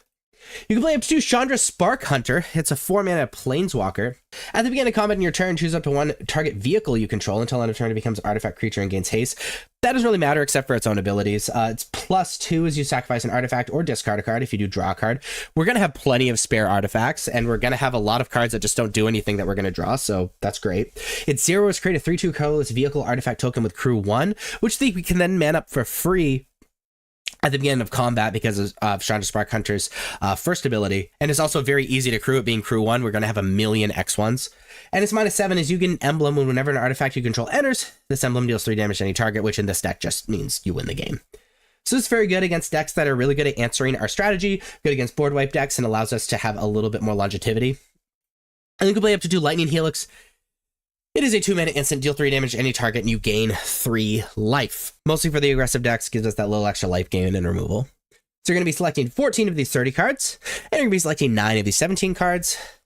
And then you have your very own, but stock, version of Boros Convoke in Standard. So these are the non-flex slots. If you plan on playing Gruul Delirium, you are pretty much bought into playing these cards. Now, I've already done a deck tech on this deck, and you should check that out. That was posted 2 weeks ago, I think. There's some pretty good explanations in there. But really what we're talking about is what cards do we play in the 9 flex slots in the main deck and the 9 flex slots in the sideboard. Well, there's actually quite a few options for flex slots. As you can see, there's 21 options for the 9 slots in the main deck and 17 options for the 9 slots in the sideboard. So let's talk about these. Number 1, you can play the 22nd land. Some versions of the deck are playing 22 lands. If you were to play that another land, it would probably end up being a forest. Coming in untapped, super, super important on turn 1. You play up to 2 Monstrous Rage, probably the best red card in Standard at the moment. It's 1 red instant, target creature gets +2/+0 till end of turn, create a monster roll token attached to it. Playing this card's excellent if you think your opponents are going to be blocking and you're not super worried about instant speed removal. Speaking of combat tricks, Violent Urge, it's a little bit better in our deck though, is a 1-mana instant, target creature gets +1/+0 and gains first strike till end of turn. However, if we have Delirium, gains double strike till end of turn. So this allows us to deal an insane amount of damage all in one turn. This would be the 3rd Violent Urge you'd add to your deck, but another decent combat trick. And actually just adding double strike is pretty good. We can play the second Pawpatch Recruit. Pawpatch Recruit is a 1-mana 2/1 with Offspring 2, creating a 1/1 copy of it with Trample. Whenever a creature you control becomes a target of spell or ability an opponent controls, put a +1/+1 counter on target creature you control other than that creature. So this card is awesome against other removal rather than being bad against other removal, because it allows us to pump up our creatures, especially creatures that aren't necessarily being removed. Play a single Bitter Reunion. Bitter Reunion enters, you discard a card. If you do, draw 2 cards. This allows us to fill up our graveyard and fill up our hand at the same time, and we can sacrifice Bitter Reunion to have creatures you control gain haste until end of turn, which puts an enchantment in the graveyard, which is excellent and also can surprise your opponent with a ton of extra damage. I'm gonna skip over Dragonautics Engineer to talk about Inti, because Afterburner Expert and Dragonautics Engineer I think kind of go together. Inti is a 2-mana 2/2. Whenever you attack, you may discard a card. When you do, put a +1/+1 counter on target attacking creature against Trample until end of turn. And whenever you discard 1 or more cards, exile the top card of your library. You may play that card until the end of the next end step. So we discarded cards a lot with like Fear of Missing Out, or if you happen to play Bitter Reunion or whatever, because we want to be creating that Delirium. It allows us to get Trample so we can push through a little extra damage, and allows us to get some extra cards. So that Inti can be pretty powerful. The issue is it's kind of not an enabler or a payoff in and of itself, and it's legendary, so we want to be down on those numbers. Talk about this combo between Dragonautics Engineer and Afterburner Expert. I'll talk about Afterburner Expert first. It's a 3-mana 4/2. Whenever you activate an exhaust ability, return this card from the graveyard to the battlefield. So it's fine for it to be in the graveyard because we can return it to the battlefield for essentially free, and it has exhaust, so you can put 2 +1/+1 counters on this creature so it can trigger itself. But if we're playing 4 Afterburner Expert and we're trying to put Afterburner Expert in our graveyard in addition to all of this cool Delirium stuff, we also want to be playing Dragonautics Engineer, which is a 2-mana 2/2 with exhaust 1. Other creatures you control gain haste until end of turn, put a +1/+1 counter on this creature, and exhaust 4, create a 4/4 red dinosaur dragon creature token with flying. The cool part about this is it has 2 exhaust abilities, one for extremely cheap, so it becomes very, very easy to bring back Afterburner Expert, and frankly, both of these exhaust abilities are pretty solid. So if we're playing these cards, you're probably playing a playset of both to make both of them better. You can play up to 2 Omnivorous Flytrap. It's a 3-mana 2/4 with Delirium. Whenever it enters or attacked, if you have Delirium, distribute 2 +1/+1 counters among 1 or 2 target creatures. Then if there are 6 or more card types among cards in your graveyard, double the number of +1/+1 counters on those creatures. This is an amazing way to just like make your creatures insanely tall and call for specifically a black or white removal spell, or the game's just over. You could be playing Thunderous Philosophy. It is a 3-mana 5/5 with Crew 3, which is pretty easy for to do, and Trample. And it's a vehicle. Each other vehicle and creature you control enters with an additional +1/+1 counter on it if its mana value is 4 or less. Otherwise, it enters with additional 3 +1/+1 counters on it. Just an excellent way to have our creatures be huge, frankly. And we can play Wrenn and Realmbreaker number 3 and 4. It's a 3-mana planeswalker with starting loyalty 4. Lands you control become rainbow lands, which don't really matter in this deck. However, +1 is target land you control becomes a 3/3 elemental creature with vigilance, hexproof, and haste until your next turn. It's still a land, so it can attack and block. It's really good against these decks that are looking to board wipe. It allows us to kind of survive that. Its -2 is mill 3 cards, then put a permanent card from among the milled cards into your hand. Most of our deck is permanent, so really it's like we get a card out of the top 3, and then also we're able to fill our graveyard to get Delirium even faster. And this -7 is you get an emblem with you may play lands and cast permanent spells from your graveyard, which essentially says you win the game in this deck because our deck is nearly all permanents. So you're going to select 9 of these 21 cards to add to your main deck. And then let's look over at the sideboard. We're going to be selecting 9 of these 17 cards. We could be playing 2 Lithomanic Barrage. Very good. It's 1-mana sorcery, can't be countered, deals 1 damage to target creature. Planeswalker deals 5 instead of white or blue. Really good against the white or blue decks, Azorius Tempo, the Esper and Dimir, Self-Bound, stuff like that. Torch the Tower is 1-mana instant with Bargain. Torch Tower deals 2 damage to target creature or planeswalker if the spell is bargained. Instead, it deals 3 damage to that permanent, and you scry 1, and you exiled if something dealt damage by it dies. This is just simply excellent against Heartfire Hero because damage isn't dealt to you because it gets exiled when it dies. Really good against the Enduring cards, stuff like that. We could play a Braid. It's a 2-mana instant. Choose 1, it deals 3 damage to target creature or destroy target artifact. Good incidental artifact hate, especially since we don't know how good these vehicles are going to be in the new standard format. And decent creature destruction. Could play Obliterating Bolt number 3. It's a 2-mana sorcery. Ability Rain Bolt deals 4 damage to target creature or planeswalker. If that creature or planeswalker would die this turn, exile it instead. Great to get stuff out of the way so that we can continue attacking. Also perfectly sized for a lot of the scary black cards our opponent would be playing. We can play Pyroclasm number 3. It's a 2-mana sorcery. It deals 2 damage to each creature. Very good against the aggressive decks, obviously, especially like Convoke. Could play 2 Screaming Nemesis. Screaming Nemesis, a 3/3 for 3 with haste. Whenever Screaming Nemesis is dealt damage, deals that much damage to any other target. If a player is dealt damage this way, they can't gain life for the rest of the game. It's excellent if your opponent's looking to block or is using red base removal. Chandra Spark Hunter is a 4-mana planeswalker. Starts at 4 loyalty. At the beginning of combat in your turn, choose up to 1 target vehicle you control until end of turn becomes an artifact creature and gains haste. It's not super relevant except to its own abilities, except for if we're playing Thunderous Vorapede, or Velocipede, excuse me. But it's +2. You may sacrifice an artifact or discard a card. If you do draw a card, that's great. We want to discard cards. We want to fill up our graveyard for that Delirium. Its 0 is create a 3/2 colorless vehicle artifact token with crew 1. Very good to survive these board wipes and stuff that are excellent against our deck. And its -7 is you get an emblem with whenever an artifact you control enters, this emblem deals 3 damage to any target. That's a little less relevant. Mostly we'd be playing Chandra to possibly make this Thunderous Velocipede in the main deck even better, or just survive these insane board wipes. If you're playing up to 2 Witchstalker Frenzy, it's a 4-mana instant that costs 1 less for each creature that attack this turn and deals 5 damage to target creature, just gets blockers out of the way, especially big-butted blockers. We can play in 2 Paw Patch formation, just a 2-mana instant. Choose one. Destroy target creature with flying, or destroy target enchantment, or draw a card, create a food token. So it's something we can cash in, which is really nice. It deals with scary flyers, and more importantly, deals with enchantments like the Leyline Bindings or Temp Lockdowns and things like that. We could be playing a Tranquil Frillback as 3-mana 3/3. When it enters, you can pay green up to 3 times and choose that many things. We can destroy target artifact or enchantment, exile target player's graveyard, or gain 4 life.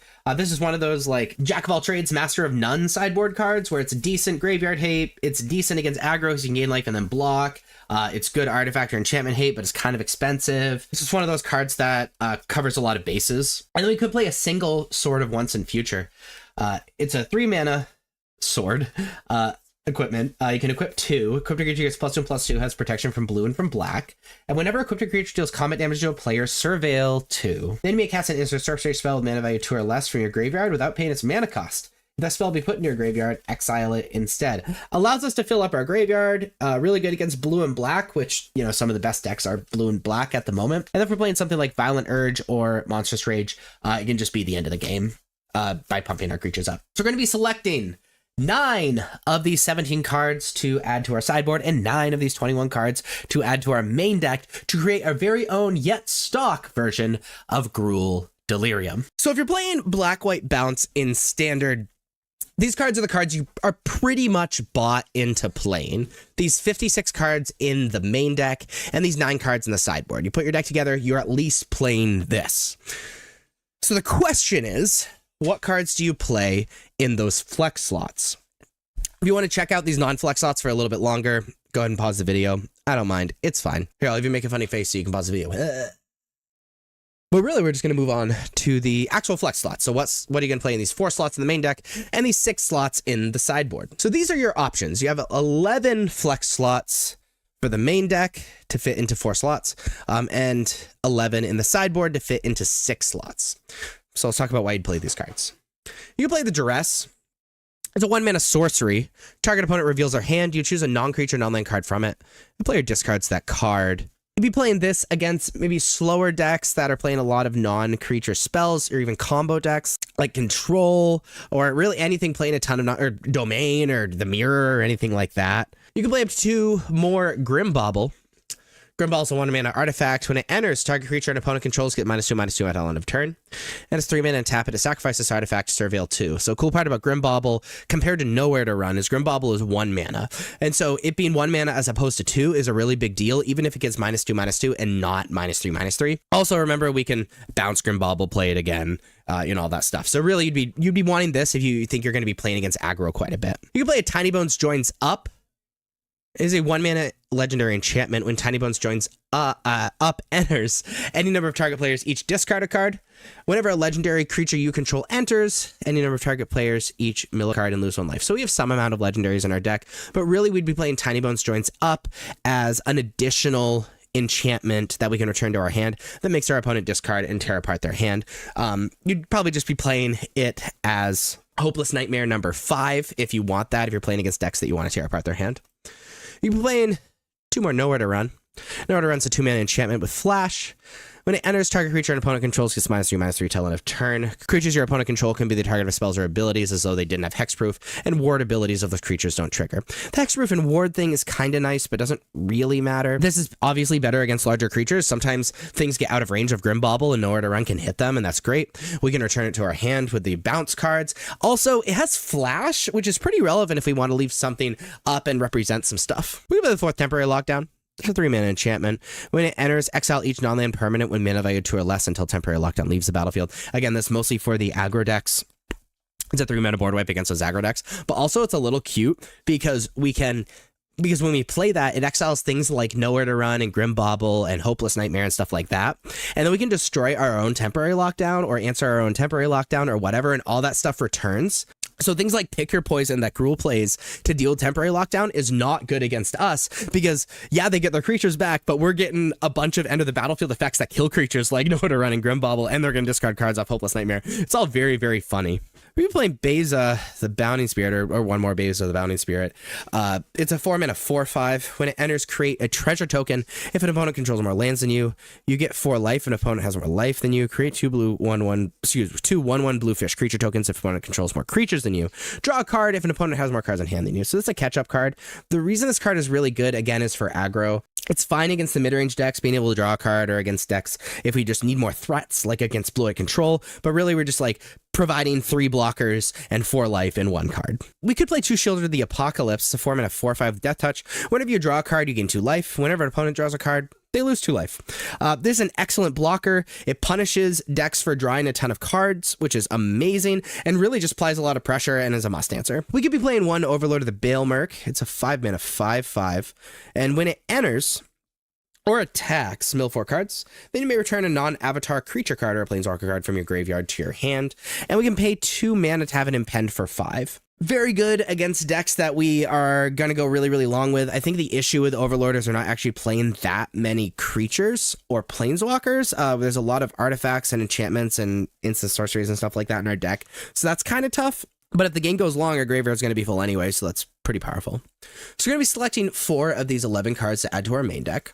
And as far as the sideboard goes, we could be playing another Rest in Peace, a 2-mana enchantment. When it enters, exile all graveyards.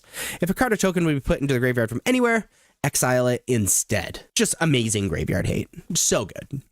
We'll be playing a Lorna the Third Path in the sideboard. It's a 3-mana 2/1 with Vigilance. When Lorna the Third Path enters, destroy up to 1 target artifact or enchantment. So that's why we're playing this card. It's just like a creature that we can bounce back to our hand, can apply pressure as an artifact and enchantment hate.